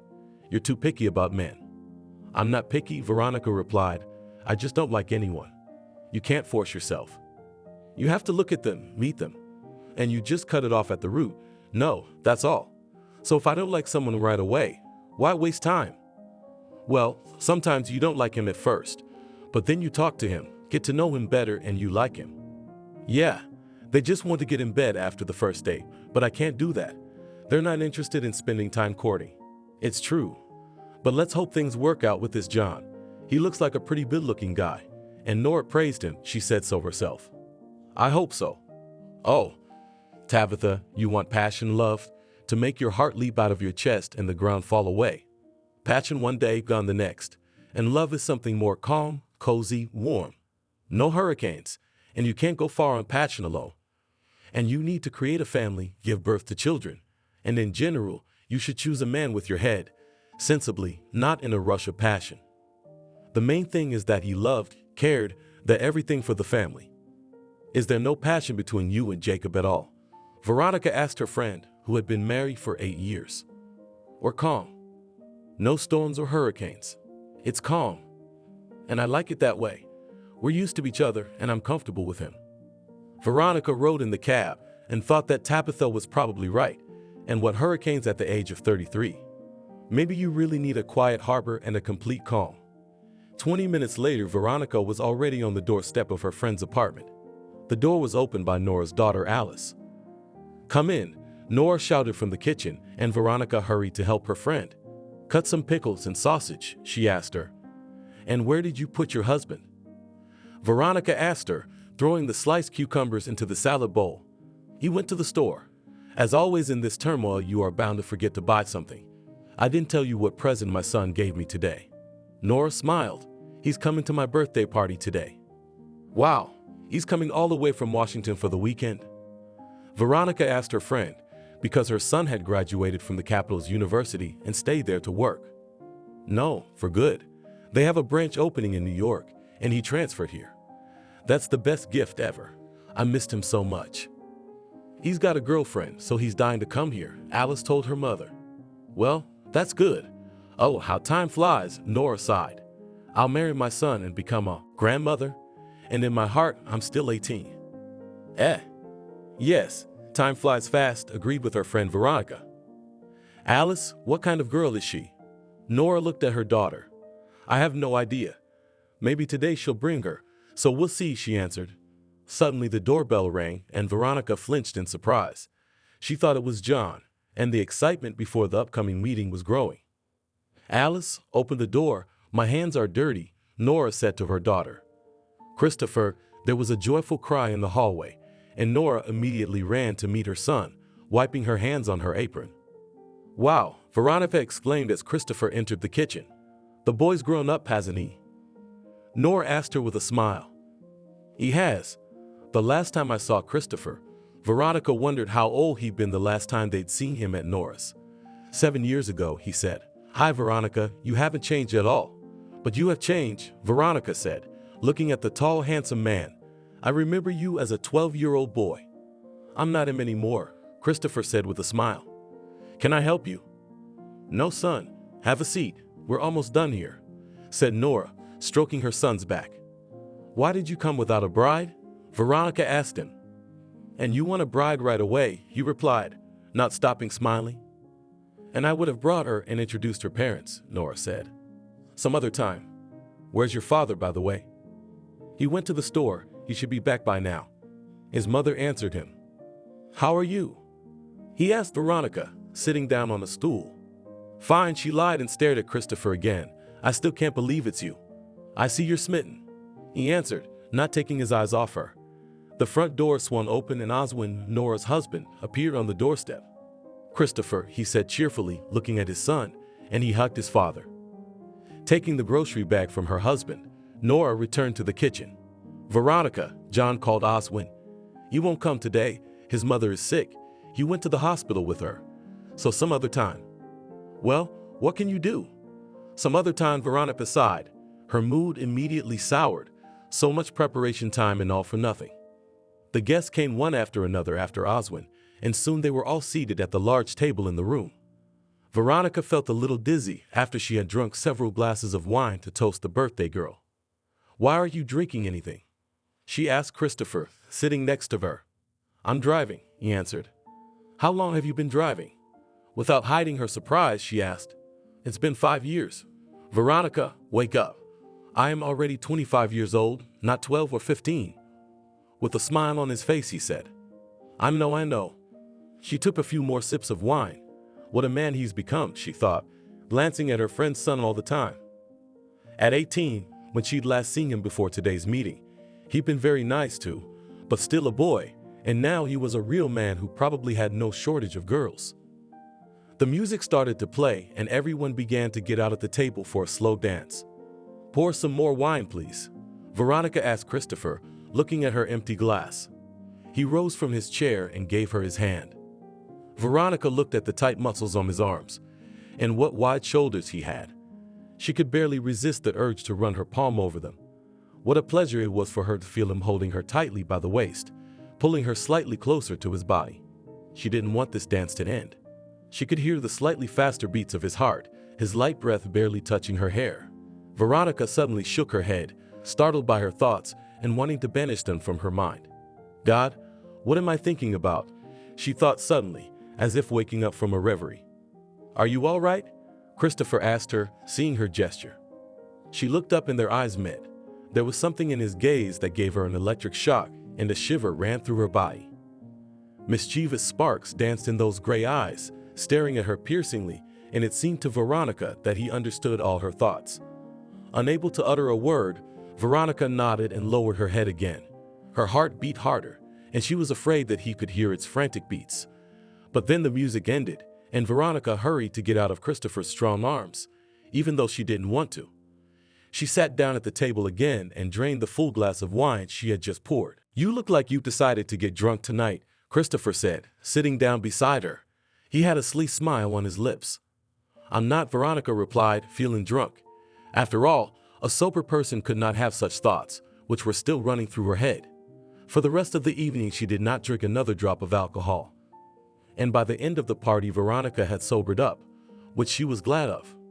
Christopher will drive you home, Nora said as Veronica started to get ready to go home. He'll be living in our former apartment for a while anyway, so you'll be on your way. That's the last thing we need, Veronica thought. They'll be neighbors too. You'll just run over there. It's been 2 weeks since I've gotten the berries to you. I've got a freezer full of them, so you can have them all. Nora always brought a lot of berries from the countryside and shared them with her friend. Veronica baked excellent pies with them, which were adored by all her friends and relatives. Veronica came downstairs with Christopher. Have a seat, he said as he opened his car door. Thank you, she replied, settling into the seat next to the driver. Christopher put on some music, and they chatted the whole way, reminiscing about things from the past. Veronica felt awkward around him, confused and inexplicably trembling. I'll probably pick up some berries later, she said as they pulled up in front of the house. Veronica looked at her watch. It was past 2 o'clock in the morning, and it was silent, with only a few of the windows of their house lit, illuminating the darkness. It won't take long, Christopher said. Let's go. And I'll help carry it up to the apartment. All right, Veronica agreed. A few minutes later, they entered the apartment where Veronica had once been a private guest. She looked around and smiled, remembering those times, her and Nora sitting in the kitchen, and the boy who had now grown into such a handsome man. Come in, Christopher said, taking her lightly around the waist and guiding her into the kitchen. Veronica felt her whole body tingle again at his touch and tried to pull his hand away. But as soon as she touched his fingers, she was in Christopher's arms in an instant. She was confused, not expecting such a maneuver on his part. Her heart began to pound frantically. She looked into his eyes and felt as if she was speechless for a moment. What are you doing? Let go, she said, barely able to come to her senses, and tried to pull out of his arms. But he pulled Veronica tighter against him, and then his lips touched hers. It was not just a hurricane, but a hurricane, a tsunami, and an earthquake all at once. No one had ever kissed her like that, and she had not had many men in her life. Veronica didn't think about anything. Her brain was completely shut down. She didn't want it to stop, responding with wild passion to every kiss and touch of Christopher. Veronica woke up and saw that Christopher was still asleep. She was lying on her side with her back to him, and his hand held her tightly to his body. Carefully removing it, she quietly got up, afraid that he might wake up, and grabbing her things, she began to hurriedly dress as she walked. Like a mouse, she sprinted out of the apartment and ran to the elevator. Her face was burning. Veronica was terribly ashamed. How could I, she whispered. Fool, fool, fool. When she got outside, she saw Tabitha's car parked in the street, and when she saw her friend, she waved. Where are you from? She asked her as she approached Veronica's front door, where she had once lived. Tabitha, come quickly, Veronica said. Is someone chasing you? Why are you so disheveled? Tabitha asked, following her friend into the front room. No, why are you here so early? Veronica looked at her watch. It was 8 o'clock in the morning. I woke up early and decided to stop by right away to feed my mom's cat. Are you coming over? I will. I hope nothing bad happened to you. You don't seem like yourself. Oh, Tabitha, I did something so stupid. Veronica opened the apartment door, inviting her friend in. The women were seated at the table in the kitchen. Well, I'm all ears. Tabitha looked intently at Veronica. Let's have a drink, she said. I'm driving, and it's 8 in the morning, if only for a coffee.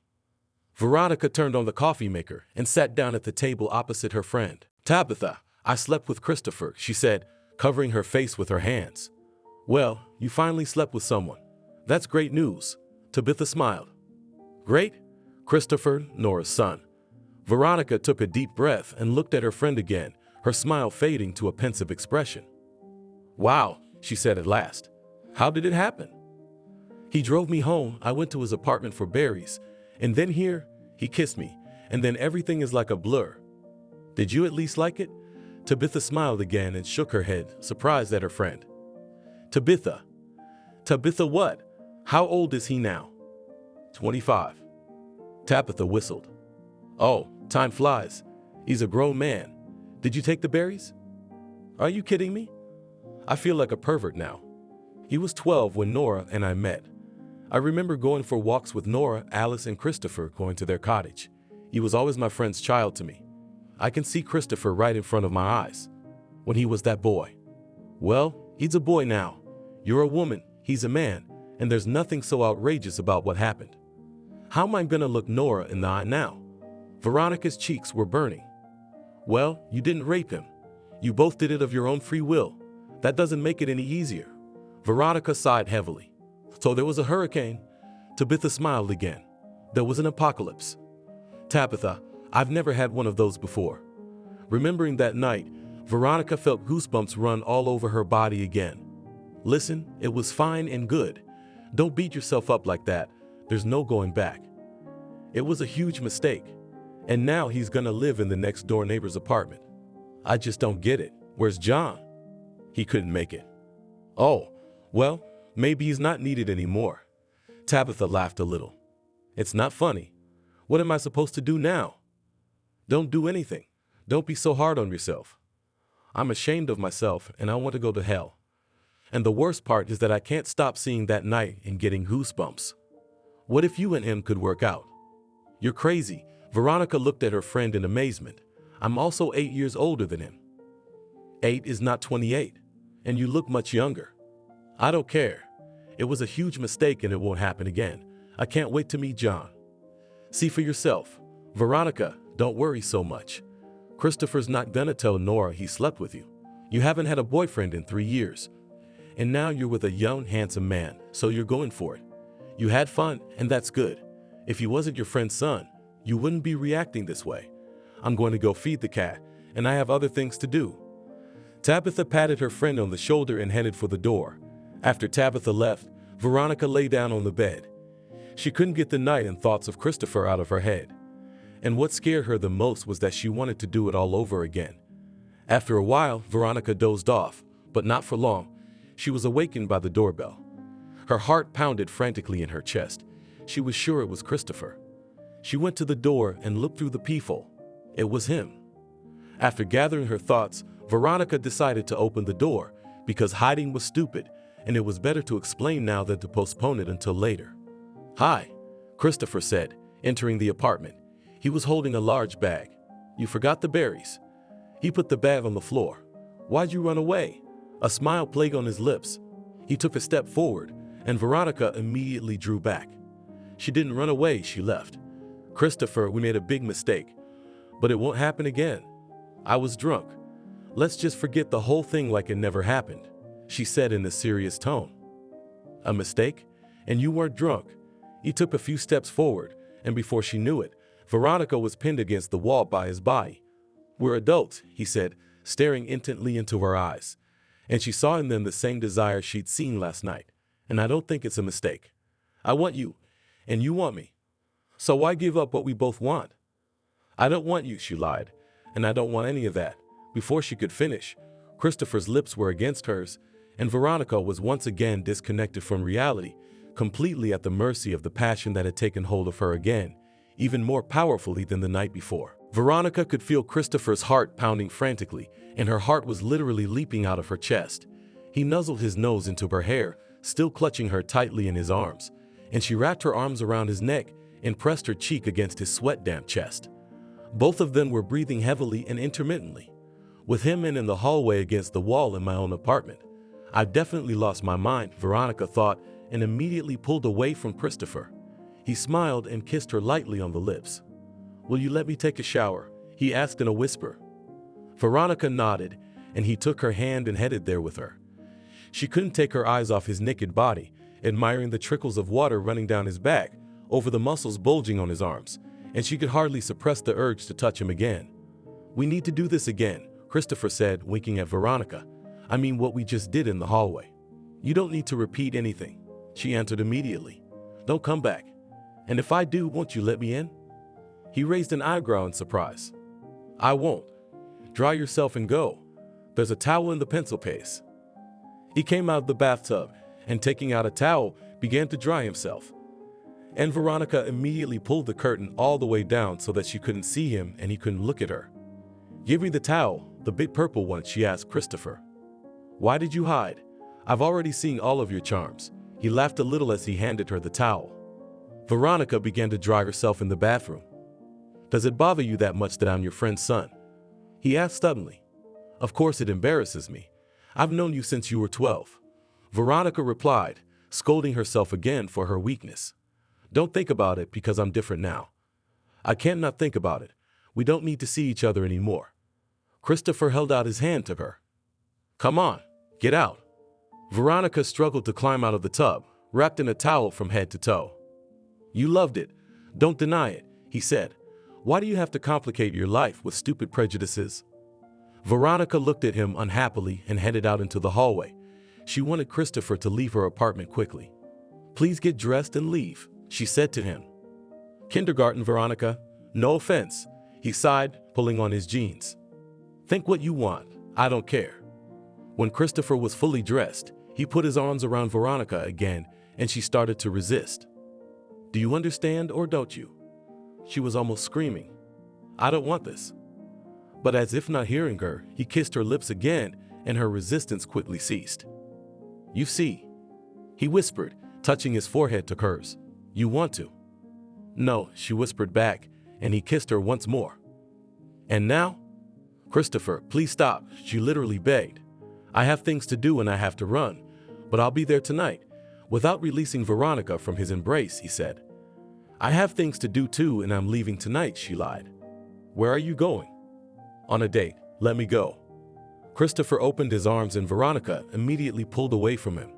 Without another word, he left her apartment. Veronica went to the window. She saw him leave the front door and head toward his car, which left the courtyard a few minutes later. Sighing, she headed into the kitchen and turned on the kettle. Just then her phone rang. It was Nora. "Hi, did you pick up the berries?" her friend asked. "Yes, thank you," she replied, blushing. "Next time you come to visit us, you owe me your specialty pie." "Okay," Veronica answered, even though she didn't want to go to Nora's anymore. She couldn't imagine how she would look her in the eye. "Christopher should go to look at an apartment today," Nora continued.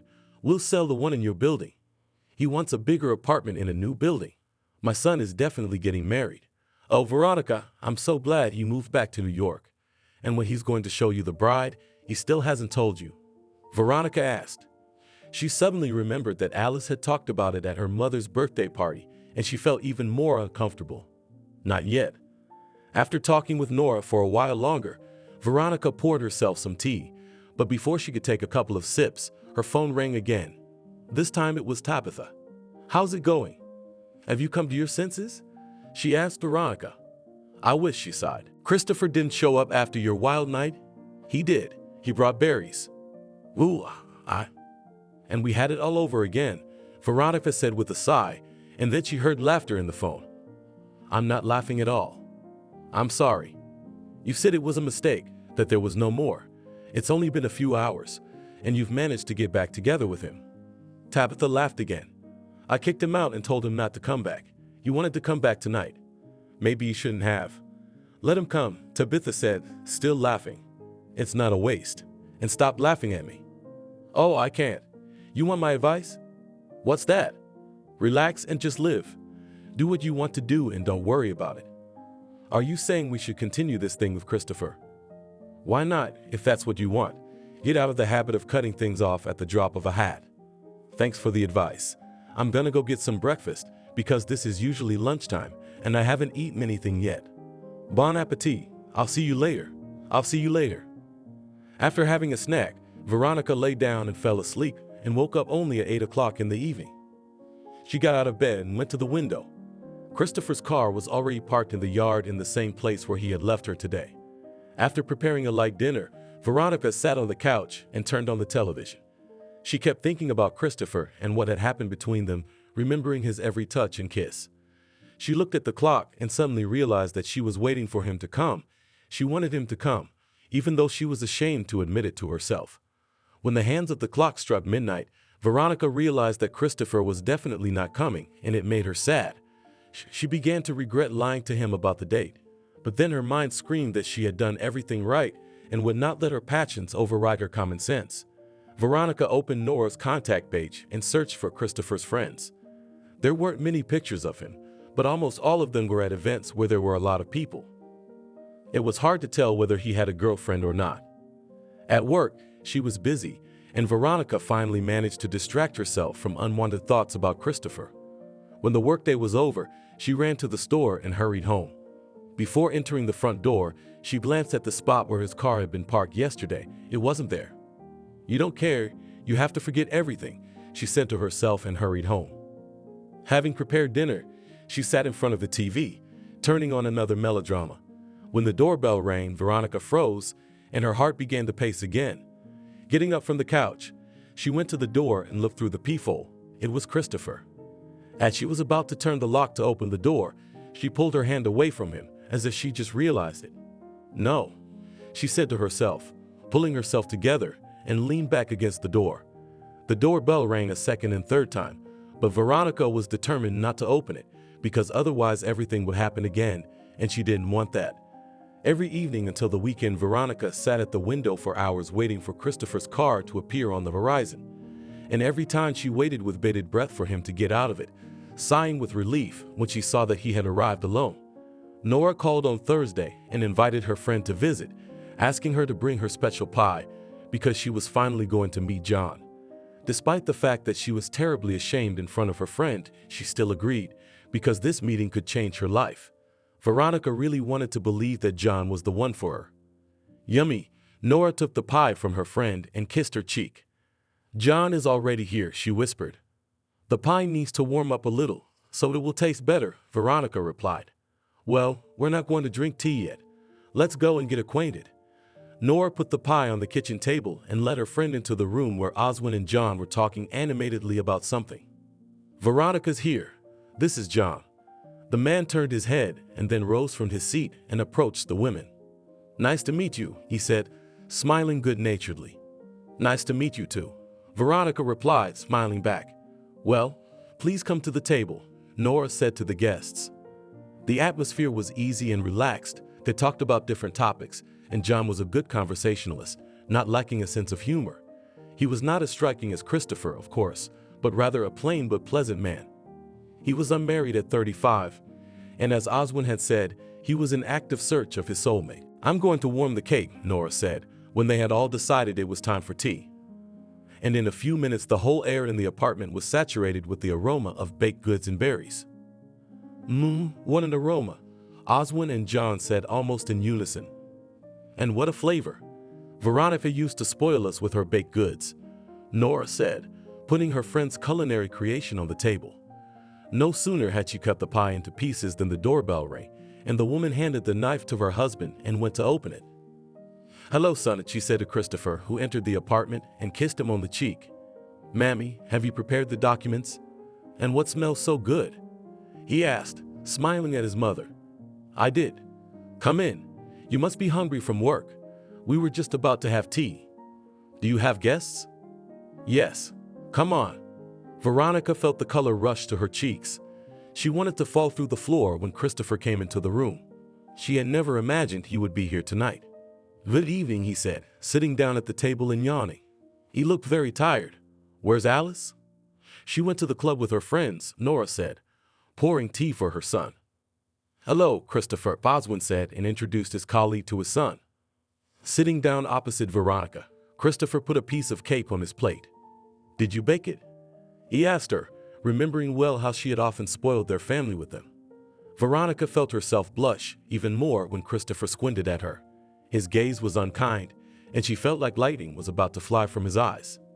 "Yes," she answered, trying to keep her heart from racing. She wanted to crawl under the table and hide. From those berries? He smiled cynically as he continued to stare at her, and Veronica barely kept her composure. From them? She lowered her eyes, unable to bear the stare any longer. I love your pies. He took a bite of the pie and closed his eyes in pleasure for a moment. Delicious.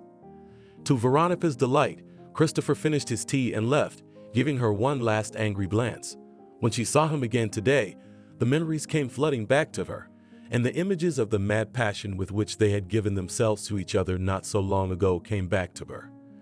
It was with great difficulty that Veronica was able to change her mind and continue her casual conversation with her new acquaintance. Oh, Christopher forgot the documents he'd come for. Nora gasped when she saw the folder in the hallway. Veronica, drop by and tell him. He needs them tomorrow. Not this, Veronica thought. Maybe he'll pick them up himself tomorrow. She asked her friend, not wanting to take the folder. You live in the same house. It would take 5 minutes. Nora insisted, and Veronica reluctantly took the documents. John told Veronica funny stories on the way, but she didn't listen to him, thinking only of the fact that she was going to see Christopher again. Shall we go out tomorrow? John asked her, pulling up outside her house. She had arranged to meet a friend tomorrow, Veronica said. She and Tabitha were really going to go for a walk in the park and to a cafe. Maybe during the week then. With pleasure, she replied, rewarding the man with a smile. Where would you like to go? He asked her. Veronica shrugged her shoulders. All right then, the choice is mine. John got out of the car and, opening the door, gave her his hand. See you later, he said, not letting her hand out of his. See you later. Veronica carefully released his hand and headed toward the front door where Christopher lived. She stood at the intercom for several minutes, hesitant to dial Christopher's apartment number. When a man with a dog came out of the front door, she immediately ducked inside. Once at the door, she breathed in and out, reassuring herself that nothing would happen between them this time. Christopher didn't answer the door right away, but when he did, she saw him. When he did, Veronica realized that she had woken him up with her midnight visit. He looked at Veronica in surprise and yawned, and her throat went dry at the sight of his half-naked torso. You forgot your papers, she said in a slightly husky voice, holding out the folder to him. Right, he said. Come on in. He invited Veronica to come into the apartment. Just take the documents and I'll go, she said, continuing to hold out the folder, which he immediately took. You're acting like a child, he said with a sigh. Don't you think it's silly to run and hide from me? I'm not running and hiding, she said as she crossed the threshold. I've already told you everything. Come into the kitchen. Let's just talk. Just don't touch me, she said immediately. Are you afraid that again you will not be able to resist? He grinned slightly, not touching Veronica with a finger. What an ego you have, she grinned back and went into the kitchen and sat down at the table. Christopher sat across from her, staring at her intently as if studying her. Didn't your date go so well that my parents decided to introduce you to this John today? He asked. That's none of your business, she answered sharply. Why do you want him? Christopher asked, not taking his eyes off her. I shouldn't have come in. Veronica got up from her chair and was about to leave, but Christopher blocked her way. Let me through, she said. I don't understand you. Why are you pushing me away? This isn't the Stone Age. You want me as much as I want you. Veronica took a step back. This isn't right. There's nothing more between us. I just want to leave. Let me through, please, she almost begged. Christopher stepped closer, and Veronica pressed herself against the wall. You promised we just talk, she whispered. We are talking, he replied, standing literally a few centimeters away from her. It's not like I'm touching you. Veronica stared into his eyes, her heart jumping out of her chest again, the ground slipping away from under her feet and her head spinning. More than anything, she wanted to be in his arms again, to surrender to the passion that was burning her. I want you, Christopher whispered, leaning his head toward her ear, his cheek lightly touching hers. Veronica felt her whole body tingle again. He looked at her again, though, and his lips were so close. Veronica closed her eyes, expecting him to kiss her now, but it didn't happen. When she opened her eyes again, he was still looking at her. Do you still want to leave? He asked. Yes, barely audibly, she whispered. Liar. Christopher smiled slightly and stepped away from her. Veronica realized she couldn't take a step, continuing to stand against the wall. Go. I'm not holding you, he said. She plopped down on the nearest chair and took a few breaths. Christopher walked over and held out his hand to her. "Need a hand?" he asked. She put her hand in his and rose from the chair, but her legs felt as if they wouldn't obey her, and she stood there, unable to move. "So you still want to go?" he asked again, looking into her eyes. "No," she whispered, forgetting that she'd given herself a promise to resist him this time. A smile lit up Christopher's face. He took both her hands and placed them on his chest, his own arms around her waist. "What am I doing?" Veronica asked herself that question. She wrapped her arms around his neck and pressed her whole body against him, still looking into his eyes and frantically wanting to repeat what had happened between them not so long ago. "Nothing wrong," he replied, finally tilting his head for a kiss, and Veronica was the first to touch his lips, experiencing incredible bliss and dissolving into these feelings that completely consumed her. Veronica woke up with a smile on her face and stretched. She opened her eyes, but Christopher wasn't there, and just a minute later she heard the key turn and the front door swing open.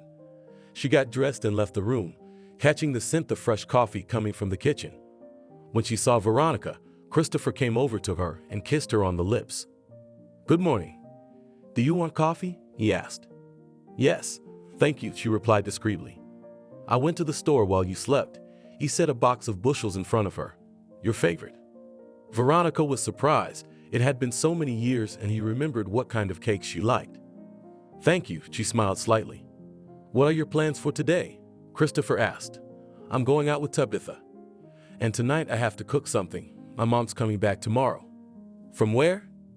"Egypt. She and my mom are vacationing there." When you're free, you have time for me?" "Christopher, what's all this for?" Veronica sighed heavily. She suddenly felt disgusted at herself for doing this to her friend again, and she was afraid to imagine what would happen to her if she found out that Veronica was sleeping with her son. And she also realized that he wouldn't give her what she wanted: family, children, confidence in the future. "Because that's what we both want," he answered, pouring her coffee. "I want a serious relationship, a family, children. I'm not 20 years old to waste time." The smile disappeared from Christopher's face. "So you're wasting your time with me? You know what I mean." "Veronica, what makes you think I don't want all the same things? At your age, you usually only want what we did last night. Thank you for the coffee and for the pastries." Veronica got up from his chair. "I'm gonna go." "Wait, if you think that's all I want, you're wrong. What do you need?" She looked at him in surprise. "The same thing you need." Veronica laughed nervously. "What's so funny about that?" Christopher was very unhappy to see such a reaction to his words. "I imagined Nora and Oswin's faces when you told them you wanted a relationship with me. I don't have to ask anyone's permission or approval, especially since I have normal parents, you know. You can't get far on passion alone." Veronica sighed. "You have too much on your mind, and it prevents you from seeing the obvious." He sighed. "Relax and try to live with your feelings." "Christopher, I can't do that. There are too many buts. Buts that you've made up for yourself. Why don't we go somewhere together sometime? Someplace you want to go?" "Anywhere you say. I just don't have a lot of time right now. I have a lot of work. Sometimes I get home at midnight." "I don't know." She hesitated. Christopher came up to her and kissed her. "Please don't get loaded," he said. But Veronica loaded up big time, confused by what she was hearing. "I'll go," she said. "Good. I'll wait for you tonight." He kissed her again before she left. Christopher could see that she was confused and metabitic, and her pensive look told him that she was always thinking hard. All he had to do was trust his feelings and do what he wanted, especially if they both wanted the same thing. Tabitha wasn't there yet, and Veronica sat down on a park bench. She leaned her head back and put her hand to her forehead. Christopher hadn't left her thoughts for a moment. "Why are you sitting there like that?" Tabitha asked, who Veronica hadn't even noticed, immersed in her own thoughts and memories. "I'm waiting for you," she said, and got up from the bench. "So tell me, how are you doing? Have you sorted out your passions?" They walked leisurely down the path. "If only," Veronica sighed. "I was at Christopher's again that night." Tabitha laughed out loud. "Oh, I can't get enough of you," she said with difficulty. "Told the mistaken again. And how many times do you plan on being so wrong?" "I want to finish this and I will," Veronica said confidently. Weighing all the pros and cons, she still made this decision. "Oh, did she?" Tabitha couldn't stop laughing. John invited her to go out with him. It's a cakewalk. I hope it does. Christopher and I can't get anything but hot nights together. I need a serious man and a serious relationship. I don't want to end up chasing two birds and catching none of them. And what makes you think Christopher's not serious? He's an arrogant boy. He's not serious. Alice said he came back here for a girl and he's cheating on that girl with me. He says he wants a relationship too. He wants a family too. Well, I don't see any girl but you. I think he has no one else. I don't think it's going to work out with John, but it might with Christopher. Tabitha smiled at her thoughtful friend. Yeah, until he finds someone younger. I know the type. My ex. Veronica sighed heavily, remembering her ex-husband. We were the same age when I married him, and after a year, he started to go for women. I'd rather be older, and certainly not my friend's son. Well, not everyone's a jerk like him. Even at 40, they're running around from their wives. It doesn't depend on age. And all your problems from the fact that too much you think everything over, digging into everything, instead of just enjoying life. It doesn't matter whose son he is, because I can see you care about him. I don't want to do anything stupid. When you're 20, you don't think about anything. You look at everything through rose-colored glasses. You're guided by feelings. That's it. Let's talk about you. Well, I'm not as interesting as you, Tabitha said. I'm curious. How is it with Jacob and your son? Tabitha started talking about her husband and son, but it didn't help Veronica get her mind off Christopher. When she got home, Veronica cooked for her mother's arrival. It was 10 o'clock in the evening when she got home. She looked out the window. Christopher's car was parked outside his front door. No, I'm not going, she said to herself and turned on the TV, settling down on the couch. After sitting like that for about 15 minutes, she got up off the couch and walked down the hallway. And after another 7 minutes, her fingers pressed Christopher's apartment number on the intercom of the neighboring front door. When Veronica got to the floor, Christopher was standing by the elevators, leaning against the wall and crossing his arms over his chest. I knew you'd come, Christopher said with a smile, pulling her to him. How cocky you are, she said. Yes, I am, he said, drawing Veronica into his apartment. I decided to do some work at home, he said and walked over to his laptop. Just a couple minutes and I'm all yours. Veronica sat down on the couch. That's it. Closing the laptop, he settled down next to Veronica. You hungry? No, I already ate dinner. Why don't we watch a movie? I could watch a movie. What kind of movie? A comedy, she answered. Christopher turned on a suitable movie. Do you want ice cream? He asked Veronica. I will, she replied. Christopher went into the kitchen and after a minute, he handed Veronica a sugar pie and immediately printed it out. Here you go, it's your favorite. He handed her the ice cream and settled next to her on the couch, putting his hand on her shoulder. Thank you. Veronica was once again surprised that he remembered such little things. Throughout the movie, Veronica couldn't figure out why Christopher still wasn't hitting on her. They sat leaning against the back of the couch as he continued to lightly put his arm around her. They watched the movie casually, talking more about neutral topics. Christopher talked about his life in Washington, about his work. They recalled moments from the past, and Veronica suddenly realized that she no longer saw him as that 12-year-old boy, seeing him only as a man. A man who evoked so many feelings at once that she couldn't define them properly. I have to get up early, Christopher said. It was after 1 o'clock in the morning. You have to work tomorrow too. I suggest we go to bed. He gave her his hand, and together they went to the bedroom. He kissed her lightly on the lips and said, Good night. And clasping Veronica in his arms, he closed his eyes. He was really going to sleep. Good night, Veronica replied, surprised.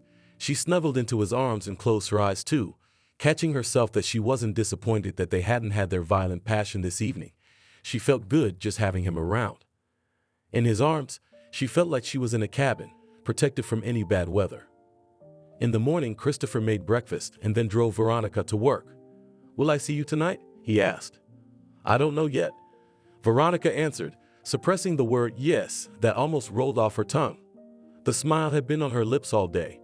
She felt so good, even at night, when she just slept on his chest when he made breakfast for her, because no man had ever done that before. Veronica had just gotten off work when John called her. Hi, so about the promised date, he asked. Veronica had completely forgotten that she had promised John to go out with him. Tomorrow at 6, she answered, and it was as if she'd woken up from her reverie, coming back to reality, remembering that John was much better suited to her than Christopher, and she needed to go out with him. Great, I'll pick you up at 6 tomorrow. Give me the address. Veronica dictated her work address. As agreed, John picked her up at 6 and took Veronica to the nearest restaurant for dinner. They sat there for a couple of hours, talking about various topics, and she enjoyed talking to John. Her heart was beating smoothly, it was calm. No passions were raging in her soul. "What are your plans for the weekend?" he asked her. "I don't know yet," she answered. "Why don't we get together? Go to some cultural event." "I'd like to go to Devo Island." Veronica suddenly remembered that she wanted to go on a merry-go-round for a long time. John wrinkled his nose a little and then smiled again. "Veronica, those are children's fun, and we're adults. I wanted to invite you to an exhibition that's happening this weekend. A very talented artist is exhibiting. You'll love it. And then we can take a boat trip on the Neva, and then a restaurant. How do you like this option?" Veronica was certainly not a connoisseur of art, but the fact that John invited her to the exhibition, she liked it because it characterized him as an intelligent man, involved in culture, and not devoid of romance, because he wanted to take a boat ride. "All right. Saturday," Veronica replied, because Christopher had to work on Saturday. John drove her home, and Veronica thought about the kind of man she needed for her family, her mind telling her over and over again. John hadn't even tried to hit on her. He hadn't taken her to bed since they'd first met, which told her that he was serious. When she got out of his car, she saw that Christopher's car wasn't there yet. Good thing, she thought, because she wasn't going to go to his place, trying to think about John. After chatting with her mom for a while, she went to her room, and then the phone rang. The number was unfamiliar, but Veronica answered. "Hi, I'm home already. Are you coming over?" Christopher asked, and when Veronica heard his voice, she felt a flutter inside her and her heart pounded harder. He must have gotten her phone number from Nora somehow, she thought. "I'll be there," she thought, and she started to get ready. "Where are you going at night?" her mom asked her. "To a friend. I'll stay at her place tonight." Veronica lied and jumped out of the apartment. "To a friend's house," her mother said when her daughter was gone. Christopher was waiting for her again at the elevator and immediately wrapped his arms around her as soon as she approached him. "I missed you," he said, and kissed her several times on the lips. They walked into the apartment and Christopher immediately hugged her again. "I haven't had a chance to shower yet. Why don't you keep me company?" He was smiling, and the fire of desire was burning in his eyes again, and Veronica's heart sank at the sight of it because her soul was burning with the same flame that her mind couldn't put out. "I haven't been in the shower yet," she said, smiling. Water trickled down their naked bodies, his hands gently caressing her heated body, his lips still on hers. Veronica felt as if her heart couldn't take the overflow of feelings, which again came over her with more force than before, she thought. "Oh God," she whispered, pressing her body against him, breathing heavily. Veronica couldn't imagine how she would be able to give up this crazy passion, and she realized that she was unlikely to desire another man in the same way someday. "How about we go out on Sunday?" Christopher asked and kissed Veronica gently on the shoulder as she lay next to him. "Why don't we go to Devo Island?" she asked. "Great, let's do it. I haven't been on a merry-go-round in ages." Veronica stretched and rested her head on his chest. She didn't want to get up, but it was time to get out of bed. Christopher drove her to work. "Until tonight?" he asked. "Until tonight," replied Veronica, who was looking forward to it. Christopher arrived late, so they had dinner at his place and talked for a while, and then went to bed with just a kiss. And Veronica loved that they had nights like that. And on Saturday, John came to pick Veronica up, and they went to the exhibition, which did not impress her at all. And Veronica wanted to leave quickly, but John insisted that she had to see all the paintings, and she followed him, hoping that there were not so many of them left. But the boat ride Veronica enjoyed, as did the dinner at the restaurant. "Shall we go to my place?" John asked when they left the restaurant and looked at Veronica, hoping to hear a positive answer. "I'm not ready yet," she answered, a little embarrassed. Veronica looked at John and thought, weighing the pros and cons again. She liked talking to him, and she liked the calmness of being around him too. He seemed trustworthy, and with him, she thought, she would be sure of the future, unlike Christopher. "I'm sorry to rush things, but I really like you. Veronica, my intentions are serious, not casual, and I hope to have a relationship with you." "I need a little more time," she replied. "Please don't rush me. I can't go that fast." "Okay," the man agreed, sighing. "When will I see you now?" Let's do it around the middle of the week. Veronica realized she was delaying the moment, but her mind was screaming again. Come on, make up your mind. It's so soon. I'd like to see you again sooner, like tomorrow. I can't tomorrow. Let's do Monday then. Without going into details, she replied. Until Monday then. John kissed her hand goodbye. When she got home, Veronica thought about the previous day, about how John was quite a nice man. She felt that he was the kind of quiet and peaceful harbor suitable for family life. On Sunday morning, Veronica went with Christopher to Krestovsky Island. It was wonderful to feel somewhat like a child again, riding on all sorts of merry-go-rounds. She laughed incessantly, enjoying life. It was easy and good for her. Do you want cotton candy? Christopher asked Veronica. Yes, she replied, trying to remember the last time she had had cotton candy. Christopher hurried to the kiosk where they sold it. Here, he held out a huge multicolored sugar ball on a stick to Veronica, and she took bite after bite of it with great pleasure. You're all messed up, Christopher said, laughing. He took a pack of wet wipes out of his pocket and gently began to wipe the cotton candy residue from her face. Veronica looked at him and realized she had never felt as good with anyone as she did with this man. Shall we go for a boat ride? He asked her when he finished wiping the last bit of cotton candy stuck to her cheek. Sure, she agreed, and holding hands, they headed toward the dock. It was a wonderful day. Veronica even thought it was the best day of her life. Grabbing a pizza on the way, they arrived at his place in the evening. Veronica felt so happy, and she didn't want the day to end. I'm moving out of here in a couple weeks, Christopher said as they sat at his house eating pizza. To a new apartment? She asked. Yes. It's almost ready. He looked at Veronica seriously. Will you come with me? He asked, and Veronica almost choked when she heard such a question. Are you suggesting that I move in with you? She asked. Yes, I'd like that very much. Christopher, I told you I want something different, not just living together. And your parents? Veronica replied seriously. I remember. Christopher smiled and took another bite of pizza. We'll be fine, just trust me. I promise you won't regret it. I don't know. Veronica sighed heavily. Just say yes. I promise to think about it, she said, catching herself thinking that she would really like that. She was completely confused, having no idea what she should do. Her heart was screaming yes, yes, yes, while her mind kept saying no. Monday after work, she did meet up with John. They walked around the park for a while and had dinner at a nearby cafe. It was the same for Wednesday. Veronica, I can't take it anymore, John said. If you don't like me, just say so. Friday, she suddenly replied before leaving him. She had finally made up her mind.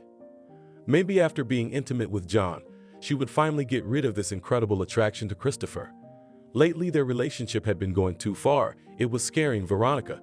She was thinking about his parents again. She was unsure of her future with him again. John was looking forward to Friday. He even asked to leave work a little early to get everything ready. Then he went to pick up Veronica afterward.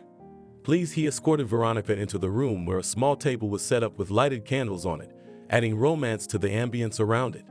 Veronica was feeling tense. She took a seat at the table and smiled strangely at John, who began pouring wine into her glass. Seeing her tension, John decided not to rush things, but sat down across from her, trying to entertain her with conversation. She looked at him and shook her head, as if she wanted to wake up from the dream she'd been in when she'd agreed to come here. What am I doing here? She asked herself in her mind. Who am I trying to fool? All she could see was Christopher. Veronica suddenly remembered their trip to the Devo Island, those nights when they just slept in each other's arms, how he'd make her breakfast in the morning, how he'd scrub cotton candy off her face. After all, she was happy with him, not only when they were in a frenzy of passion, but always when he was just there for her. And now she wanted to be with him, not here or with John. The calm she felt around him was nothing but indifference. John, Veronica suddenly interrupted the man sitting across from her. I'm sorry, but you and I are not going to work out. John's face changed, looking at Veronica, who immediately got up from the table and headed for the front door. And why do you suddenly decide that now, may I ask? He asked. I love someone else. Veronica answered, not understanding how she hadn't realized it before. For some reason, it had become so obvious to her only now. Open the door, please, and apologize again. John laughed. What? He asked through his laughter. Why did you have to leave me on for so long and drag me here? I'm sorry. I'm just confused about myself. John got up from the table and walked to the front door where Veronica was standing. When he opened the door, he looked angrily at the woman who had stood him up. Another would have been in my place for such a... He didn't finish, and Veronica quickly jumped out of John's apartment. "Get out of here, you fool," she heard one last time. Veronica exhaled as she made her way downstairs. She hailed a cab and called Christopher, but the caller was out of range. Christopher had promised his mother that he and his father would stop by for dinner after work. He wanted to tell them about Veronica, about his feelings for her that had never really gone away over the years. In the 7 years since they'd seen each other, his pain and passions had certainly subsided. There had been women in his life, but none of them had managed to take her place in his heart. Perhaps he was a one-woman man, like his father, who had loved only his mother all his life. Christopher decided to return to New York, from which he had fled to Washington 7 years before, realizing that at 18 he had absolutely no chance of reciprocation from her, because Veronica did not even notice how much he loved her. Then she was about to get married, and he had run away to another city, away from her, wanting to forget. Now that he was an adult and an independent man, he finally had a chance to win the woman he had loved all his life. When he had seen Veronica at his mother's birthday party, his feelings had sharpened with renewed vigor, and he had also noticed her interest in him. And when they were alone together, he just couldn't keep those feelings under control any longer. And now, she wanted him as much as he wanted her. All that remained was to win her love, and Christopher was sure he would. Tomorrow, he was going to buy a ring and propose to Veronica, as well as to confess his feelings, because Veronica persistently did not want to see them. "Christopher, how are things at work? Why are you always working late? You work on Saturdays too?" asked Nora her son, appetizing her cutlets with fried potatoes. "From now, we just opened recently. We need to get everything in order. Then it will be easier, Mom," he replied, smiling. "And how are things with the mystery bride?" Nora smiled. More on that later. Christopher winked at his mother, smiling enigmatically. Intrigued, "I can see you look happy, and that's the most important thing." Nora looked affectionately at her son and sighed. "I wish Veronica and John would work things out, and I hope she'd be happy too." Christopher looked at his mother in surprise. "Are they dating?" he asked, and the smile dropped right off his face. "Yes, they've gone out a few times," replied that one. "Laris, do not worry about your friend," said Oswin and looked at his watch. "I think at the moment they have everything is just about to come together." Well, can you elaborate?" Nora looked at her husband curiously. "Didn't she tell you? You wouldn't like to discuss such things." "She didn't tell me anything, just tell me." "So John picked her up from work today and took her to his place. Romance and all that, you know the drill." Finally, Nora exhaled. "That's great news." "That's it," Christopher thought, and squeezed the juice glass he was holding with all his might, not even noticing when it cracked and many shards embedded themselves in his palm and fingers. "Oh my God," Nora exclaimed, seeing the blood dripping onto the table and onto her son's shattered glass. "Christopher, how did you do that?" asked the father. "Oswin, bring peroxide and absorbent cotton quickly." Christopher unclenched his hand and smiled at his mother. "I don't know how it happened," he said. "Can I stay with you tonight?" "Of course. I'll make a bed for you in the living room." Nora took his hand and began gently rubbing it with peroxide, pulling out the shards of glass embedded in his fingers. When his mother finished and removed the last piece, bandaging his hand, Christopher went to bed.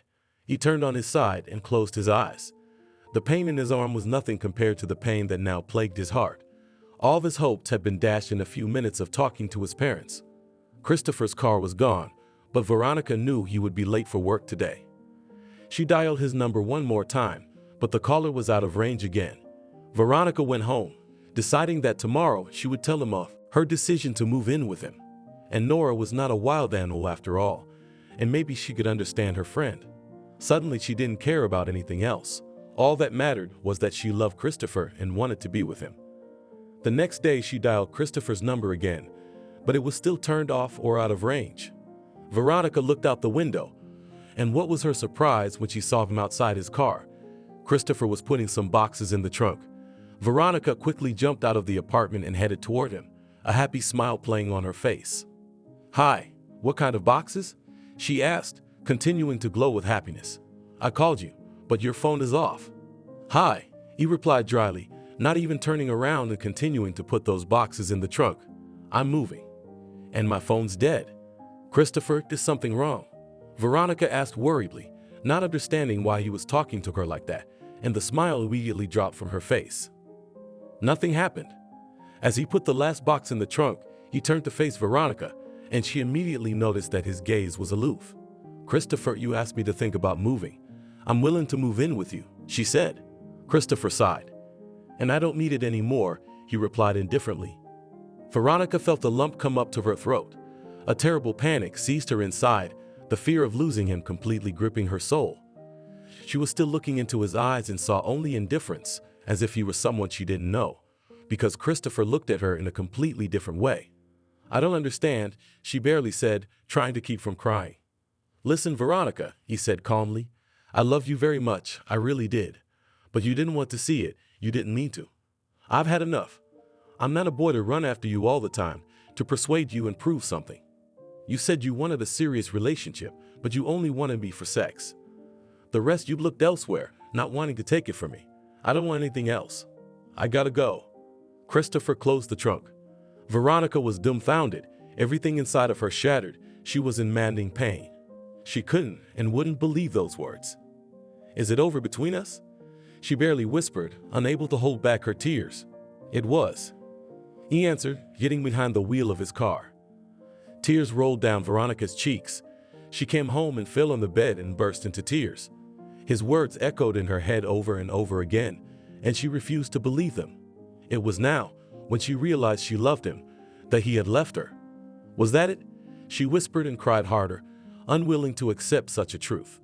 She realized that Christopher had found out about John and had no idea what she would do to get him back, or if it was even possible to get him back. Veronica lay in bed, flooding with tears. She was glad that her mother had gone away for the weekend, because she didn't want to see anyone. She didn't answer the phone, even though Tabitha and Nora had called her.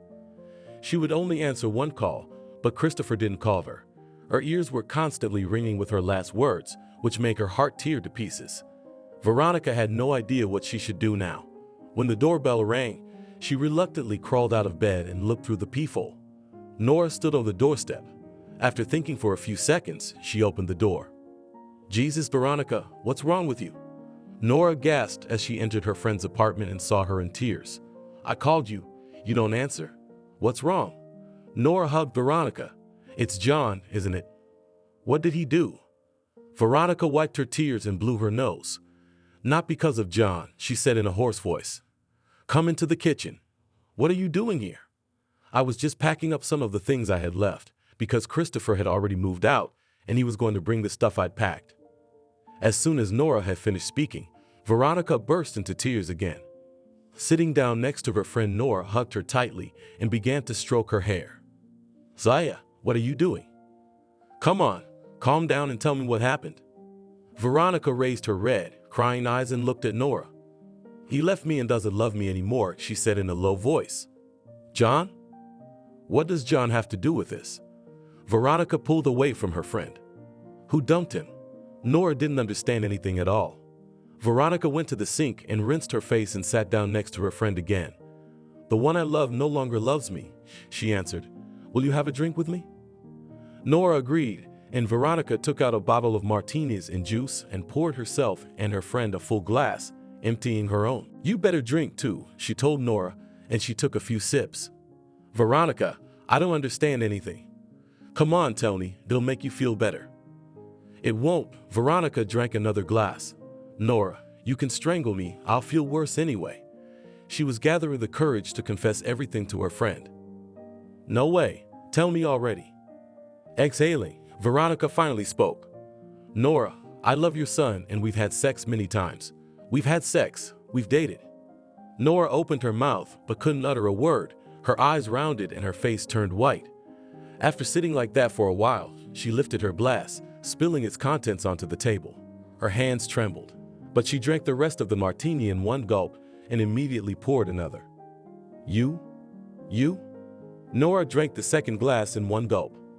Veronica continued to stare at her friend, waiting for the verdict. So it was you he was after, Nora suddenly gasped. How could I not see it? She covered her face with her palms and shook her head. What about me? Veronica asked in a whisper, sniffing her nose and not knowing what she was talking about. I ran away to Washington all of a sudden. You were just getting married to your dog. Christopher left before the wedding. I wondered why it was such a spontaneous decision. Nora gasped again. Oh, fuck her. And on Friday This glass. It all makes sense now. Nora, what was Friday? Veronica whispered. Nora looked at Veronica, and it seemed to her that her friend was about to jump on her and scratch her eyes out. How long have you had this? She asked, raising her tone, leaving her question unanswered. Since the day you were born. Veronica sipped her martini without diluting it with juice and grimaced. So you've been seeing my son and going on dates with John. Nora had seen something wrong with Christopher when he crushed that glass, but she couldn't imagine that her friend was to blame. Veronica nodded, lowering her eyes. I've known you for years, but I only found out today that you're such a bitch. Nora downed another glass of martini. Nora, I love Christopher. I really do. I love him so much, but he didn't love me anymore. And I had nothing with John. She loves him. Nora grinned. You don't go to romantic dinners with other men when you're in love. How do you know about dinner? Veronica gasped. She hadn't told Nora about it. From the camel. John told Oswin, and he shared it with us on Friday. You? Veronica felt her heart ache again, realizing how Christopher had found out. With us? Why would you do that to him? You messed with a guy's head, and now he's suffering. I didn't. I thought I could turn my attention to John, and it would be better for everyone. I was afraid you'd hate me if we were together. And now you're not afraid to come clean? I'm not afraid because I lost him because of my fears and prejudices. I don't care if you stab me, it won't hurt anymore. Just as Veronica finished, Nora's phone rang. It was Christopher. Yes, son, she answered. Ma, I've already loaded everything. Where did you go? You can go without me. I'll take the cab later. What's wrong with your voice? Where are you? While they were talking, Veronica went to the window. She pulled back the curtain a little and saw Christopher standing by his car in the yard. Tears ran down her cheeks again. I'm in the middle of something. Christopher, I'll come back later. Go ahead. All right. Nora looked at the sobbing Veronica again. Stop crying, she said, pouring herself and her friend each a martini glass. Here, drink it. Veronica drank it all down and sighed heavily. Nora, I feel so bad. What can I do if I love him? She looked at her friend with pain and longing, and she wished she could understand her. Let me at least recover from such news, Nora sighed, emptying another glass. Her tongue was already slurring. I can't be without him. Veronica felt dizzy and her eyes blurred. She hadn't eaten anything, only drank.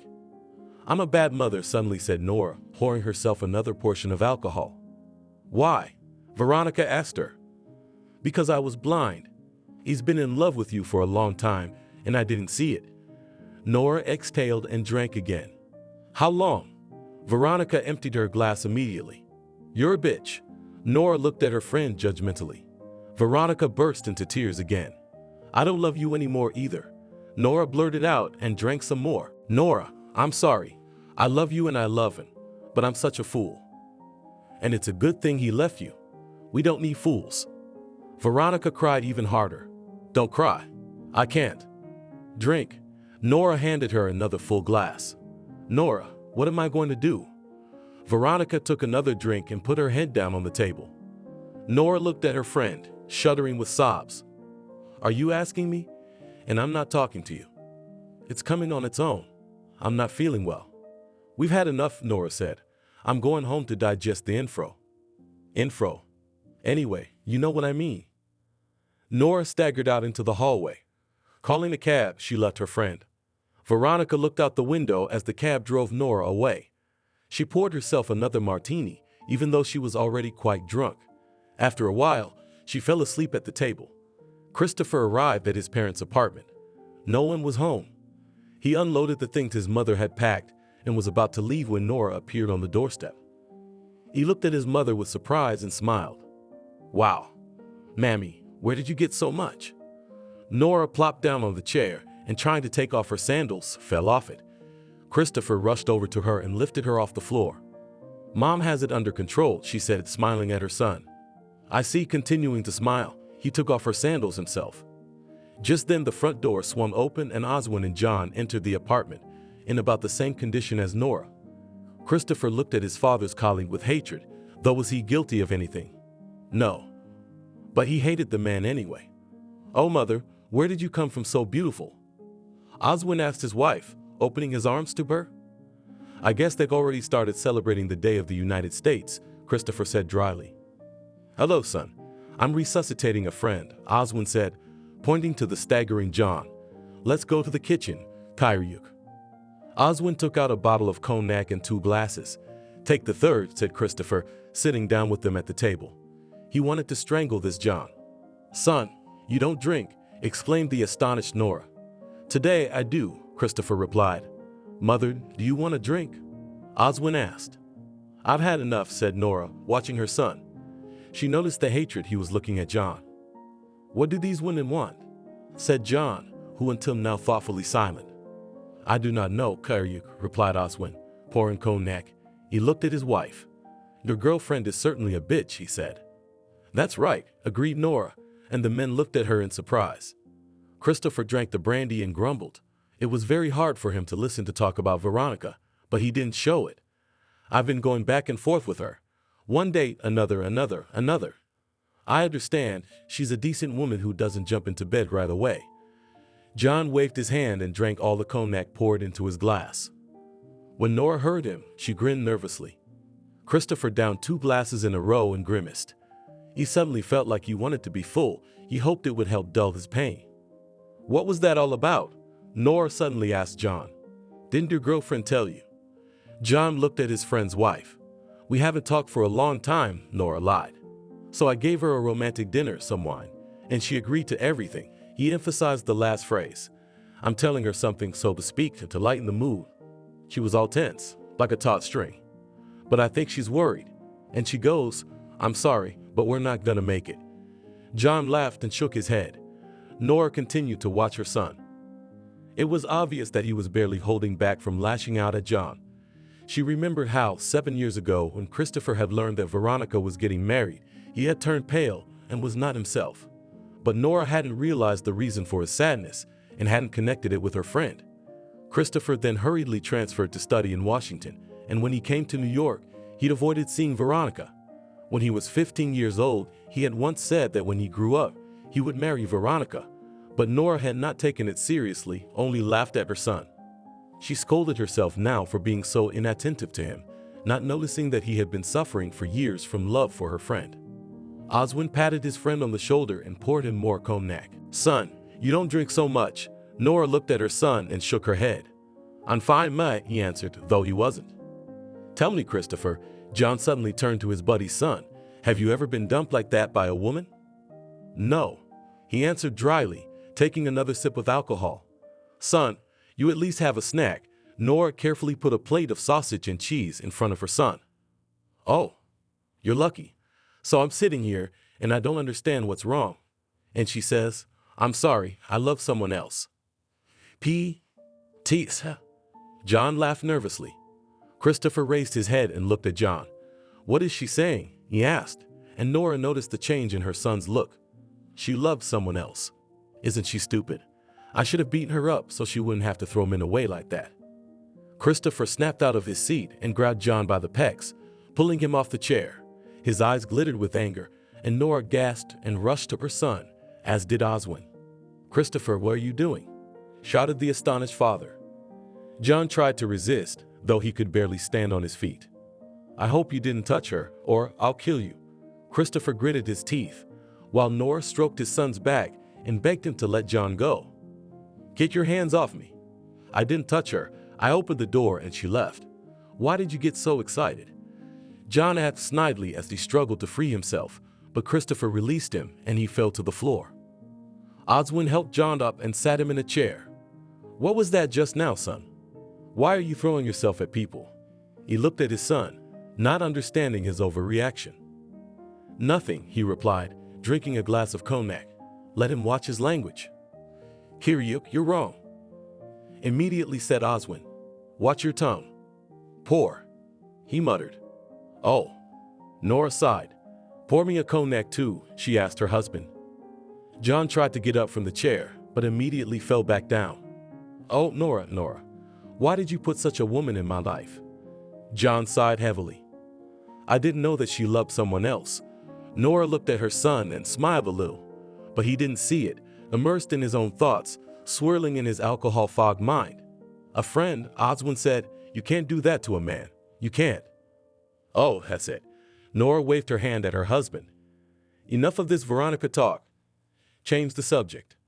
Christopher rose from the table and staggered away. "I'm going home," he muttered, and staggered from wall to wall into the hallway. "What, home?" "You're staying here," Nora said, rushing after her son. "You can barely stand on your feet." "I'm fine. I want to go home," he said, trying to put on his sneakers. "Ma, call a cab." Nora went to the room where her phone was, and after calling a cab, she immediately called Veronica. "What's taking so long? Come downstairs in 15 minutes, she told her. "Why?" she asked her, and Nora immediately realized that her friend was crying again. "Enough with the snot. What's your condition, by the way?" "Sober?" "Partially. Why?" "I got a present for you. I want you at the front door in 15 minutes. "What kind of present?" Veronica asked, but Nora had already hung up. Nora went back to her son. "I'll go with you," she said, trying to get her foot into her sandals. "They're so uncomfortable to wear," she grumbled, unable to get her foot in. "Nora, where are you going?" her husband asked. "Christopher can barely stand. Where should I let him go alone?" "Then I'll come with you. You're not standing very well either." Oswin wandered over to his wife and son. "Everything is under control," Nora replied, holding on to the door jamb. "You friend? Renaminate. He looked at the house. "That's right. What am I doing here? I don't live here." "Go on, dear," said Nora, wiping the sweat from her forehead. "You're heavy, son." They went to Veronica's house and took Christopher's sneakers off and laid him on the bed. He turned on his side, hugged his pillow, and closed his eyes. "Let's go and have some tea," Nora said to her friend. "I've never seen him like this," Veronica said, turning on the kettle. "Neither have I. It's all because of you." "Nora, please don't be so angry with me." "All right, pour the tea already." "Do you think he still loves me?" Veronica asked sadly, putting a cup of tea with mint in front of her friend. "You should have seen how he went off on John today because of you." "Of course he does, but I don't know why," she looked at her friend reproachfully. "John? He's drinking too, and it's because of you. You're driving the men crazy, bitch." "Nora, I feel bad enough as it is, and you're still—" Veronica sighed. "What if Christopher doesn't want to see me when he wakes up?" "You'll see what happens when he wakes up. If you make my son suffer again, then I'll strangle you for sure." Veronica smiled slightly and put her palm on her friend's hand. "Nora, I love him. I've never loved anyone so much. What can I do with you? You love yourselves. You should have told me right off the bat. Oh man, we've known each other for so many years. Did you think I wouldn't understand and support you? For me, his happiness is the most important thing, and with whom, it's up to him. And you're not a stranger to me. I've been worried about you for so many years." Veronica hugged Nora. "Thank you." "Oh, okay. I'm gonna go." Nora got up from her chair. "So you can stay at my place. Where are you going to go like that again?" "No, you guys can settle this without me. And when you do, call me. I'm going to the next door. I'll get there." Veronica kissed her friend goodbye and went to her room. She covered Christopher with a blanket and lay down beside him, stroking his hair gently. "What a fool I am," she whispered. Veronica was dreading the morning, for she didn't know how he would react to waking up in her house next to her. But her friend's words gave her hope that things might get better. Veronica woke up and immediately looked at Christopher. He was still asleep, and she sighed with relief. She was in a bad way. Her head ached and her whole body ached. She went down to the drugstore next door and bought some antipomolin. When she got home, she saw that Christopher was still asleep and went to the kitchen, immediately taking one pill. Veronica was nervous. She didn't know if Nora was awake, but she decided to call her. "I'm dying," she answered the phone and yawned. Likewise, already ran to the drugstore and bought some hangover pills, waiting for them to kick in. "Is Christopher still asleep?" "Yeah. Why don't I run over to your place and drop off some pills?" "I've got some." "I'm being thoughtful. I'll get to my bag." Nora's out of bed. "That's it. I don't drink anymore." Let's just say we celebrated US Day yesterday. By the way, happy holidays. Yeah, you too. When are you going home? Oh, I don't know. I'm gonna lie around. I'm breaking down into atoms. I'll call you later. The fridge is empty, so I'll come eat at your place later. Of course you will. After talking to her friend, Veronica decided to cook something to take her mind off her worries and pass the time. Christopher loved her pies, so she decided to bake his favorite with strawberries. She would also make homemade shawarma, as she had all the ingredients for it. She didn't know if Christopher liked shawarma, but she always wanted it after too much alcohol, and so did Nora. Veronica went into the room periodically to see if he was awake, but Christopher was still asleep. When the shawarma was done, and she just put the pie in the oven, she came in again. Christopher opened his eyes a little, wrapped his arms around his head, and sighed heavily. It sucks, he said, and Veronica immediately went to the kitchen to get water and a life-saving pill, which personally helped her a lot. Take it, please. They'll make you feel better. She handed him the water and the pill, looking at him with a look full of misery. Her heart was pounding frantically. Veronica was very afraid that Christopher would leave, sending her away. Thank you. He sat down. After returning the empty glass to Veronica, Christopher plopped back on the bed and closed his eyes. More water, he said in a pleading tone, and Veronica immediately went back to the kitchen. Here, she handed him a full glass, which he emptied. What smells so good? He asked, yawning. I'm baking a pie and I made shawarma. I don't know if you like it or not. It's right in front of my eyes. He smiled a little and then he cringed with a headache. I'll try to get to the kitchen. Veronica smiled and exhaled with relief. I can bring it to you here. You lie down, she said. I can make it to the kitchen, he said, sighing heavily. Veronica heated up some shawarma for herself and Christopher. Yawning, he walked into the kitchen and sat down at the table. What a smell, he said and took a bite of the shawarma. Is it good? She asked. Awesome, he replied. After finishing the shawarma, he sighed peacefully. That's much better. Thank you. I'm going to take a shower. I remember where the towels are. Christopher got up from the table and walked out of the kitchen. There's a new toothbrush in the cabinet, Veronica shouted to him. Okay, thank you. Veronica still didn't know what to expect. She was starting to get nervous again. What if he takes a shower and leaves, she thought. Christopher stepped out of the shower in just a towel and returned to the kitchen, taking his old seat. Now it's even better. Let's have some pie. He smiled, and Veronica took the pie out of the oven and began cutting it into slices. Christopher watched her, still smiling, and when she was done, he took her hand and pulled her sharply to him, sitting her on his lap, and she just gasped in surprise. You've driven me to alcoholism, he said, his nose in her hair. Veronica's soul trembled again. She felt insanely happy. Please forgive me. I'm such a fool, she whispered, wrapping her arms around his neck. Christopher raised his head and looked into her eyes. John said you ran away from him, saying you loved someone else. May I ask who? He asked. You, Veronica replied, looking at him fondly. I love you very much. Christopher got up from his chair and with Veronica in his arms headed for her room. What about the pie? She asked, laughing. The pie can wait, he replied, covering her neck with kisses. As he laid her on the bed, he leaned over her, and Veronica saw again in his gaze the fierce desire that made her heart flutter. I hope you are no longer tormented by your prejudices, and no more doubts, he asked quietly. I was only tormented by the words you said to me when you left, and nothing else, she answered. I was angry, and I was in a lot of pain. Veronica, I love you. I've loved you since I first saw you, but nothing could happen between us then. And now we can be together, and I want that more than anything. And I do. When you left me, I realized how much I loved you. Christopher kissed her immediately, and Veronica dissolved into her feelings again, and this time her mind was at peace with those feelings. Nora had already called Veronica several times, but she didn't answer. After waiting another half an hour, she called again. Finally, she said, when she finally answered, you've been reconciling for a long time, and I'm starving. Come, I'll feed you, Veronica said, resting her head on Christopher's chest again. How long has she known? He asked, stroking her back. She found out yesterday. Veronica remembered yesterday and smiled. So she came from you like that?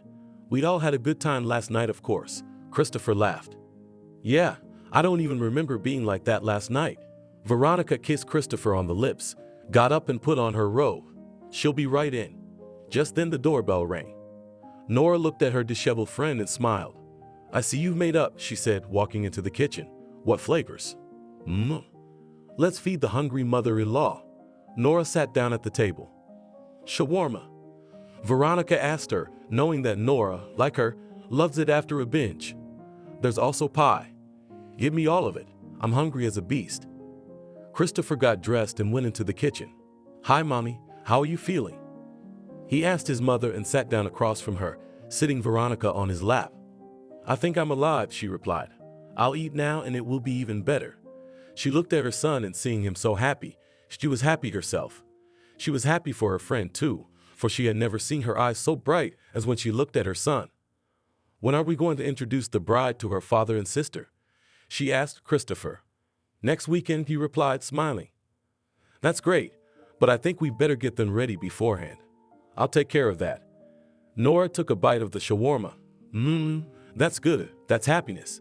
You'll spoil me more often with her and your pies. Nora smiled at Veronica. Nora, anything for you, she replied. After eating enough, Nora started to get ready to go home. I'm going to go and see if Dad's alive. I'll come with you, Christopher said. I have to pick up the car. He kissed Veronica and left the apartment with Nora. Son, why did you tell me anything about your feelings for her? She asked as they rode in the cab. Would it have made a difference in the past? Christopher looked at his mother. I don't think so. Nora sighed. Why now? I had to get her first, and then I was going to tell you and Father. Christopher, I'm very happy for you. Nora kissed her son on the cheek. Thank you, Mom. I always knew you would understand. Your happiness is the most important thing to me, son, and I always wanted the same for Veronica. Veronica was waiting for Christopher. She had a smile on her lips. She was also glad she hadn't lost her friend.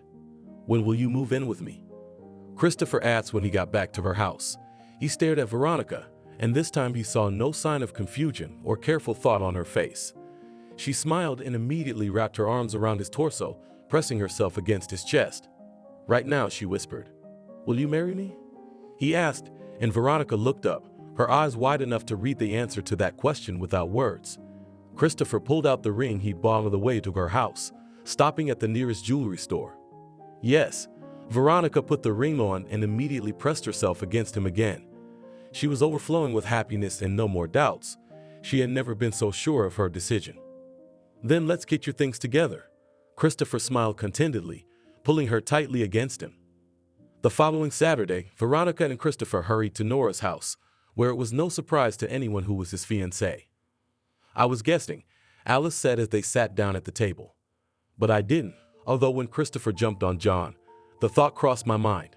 Oh well, at least we already know Veronica. You could say she's someone we know. So when's the wedding?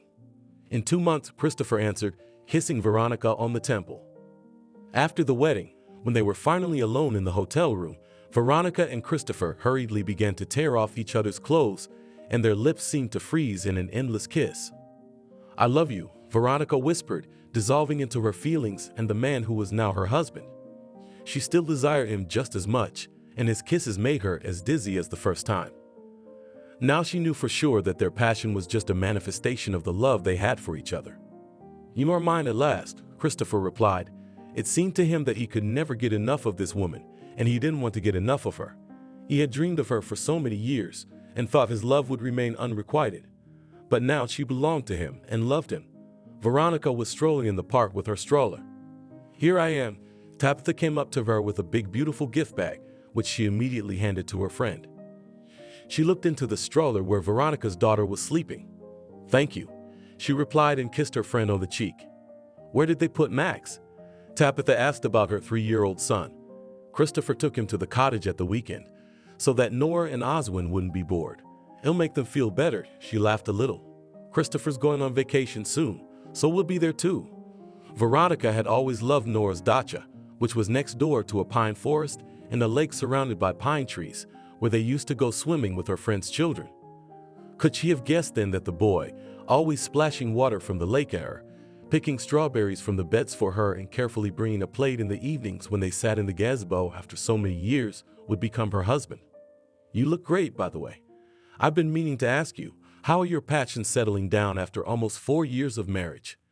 Tabitha distracted her friend from her memories. I wouldn't say that. She smiled enigmatically, remembering what she and her husband sometimes did. Veronica was surprised that their passion hadn't faded over time, and she still felt her heart leap out of her chest at the sight of him, and his kisses made the ground fall away from her feet. Tabitha looked at her friend, who was glowing with happiness, and thought that it was not always worth listening to your mind. Sometimes it is the heart that can give the right advice, and the mind can go astray. It is necessary to trust your feelings, not thinking ahead, what can be and what cannot be, and do not fill your head with prejudices, and just live in love.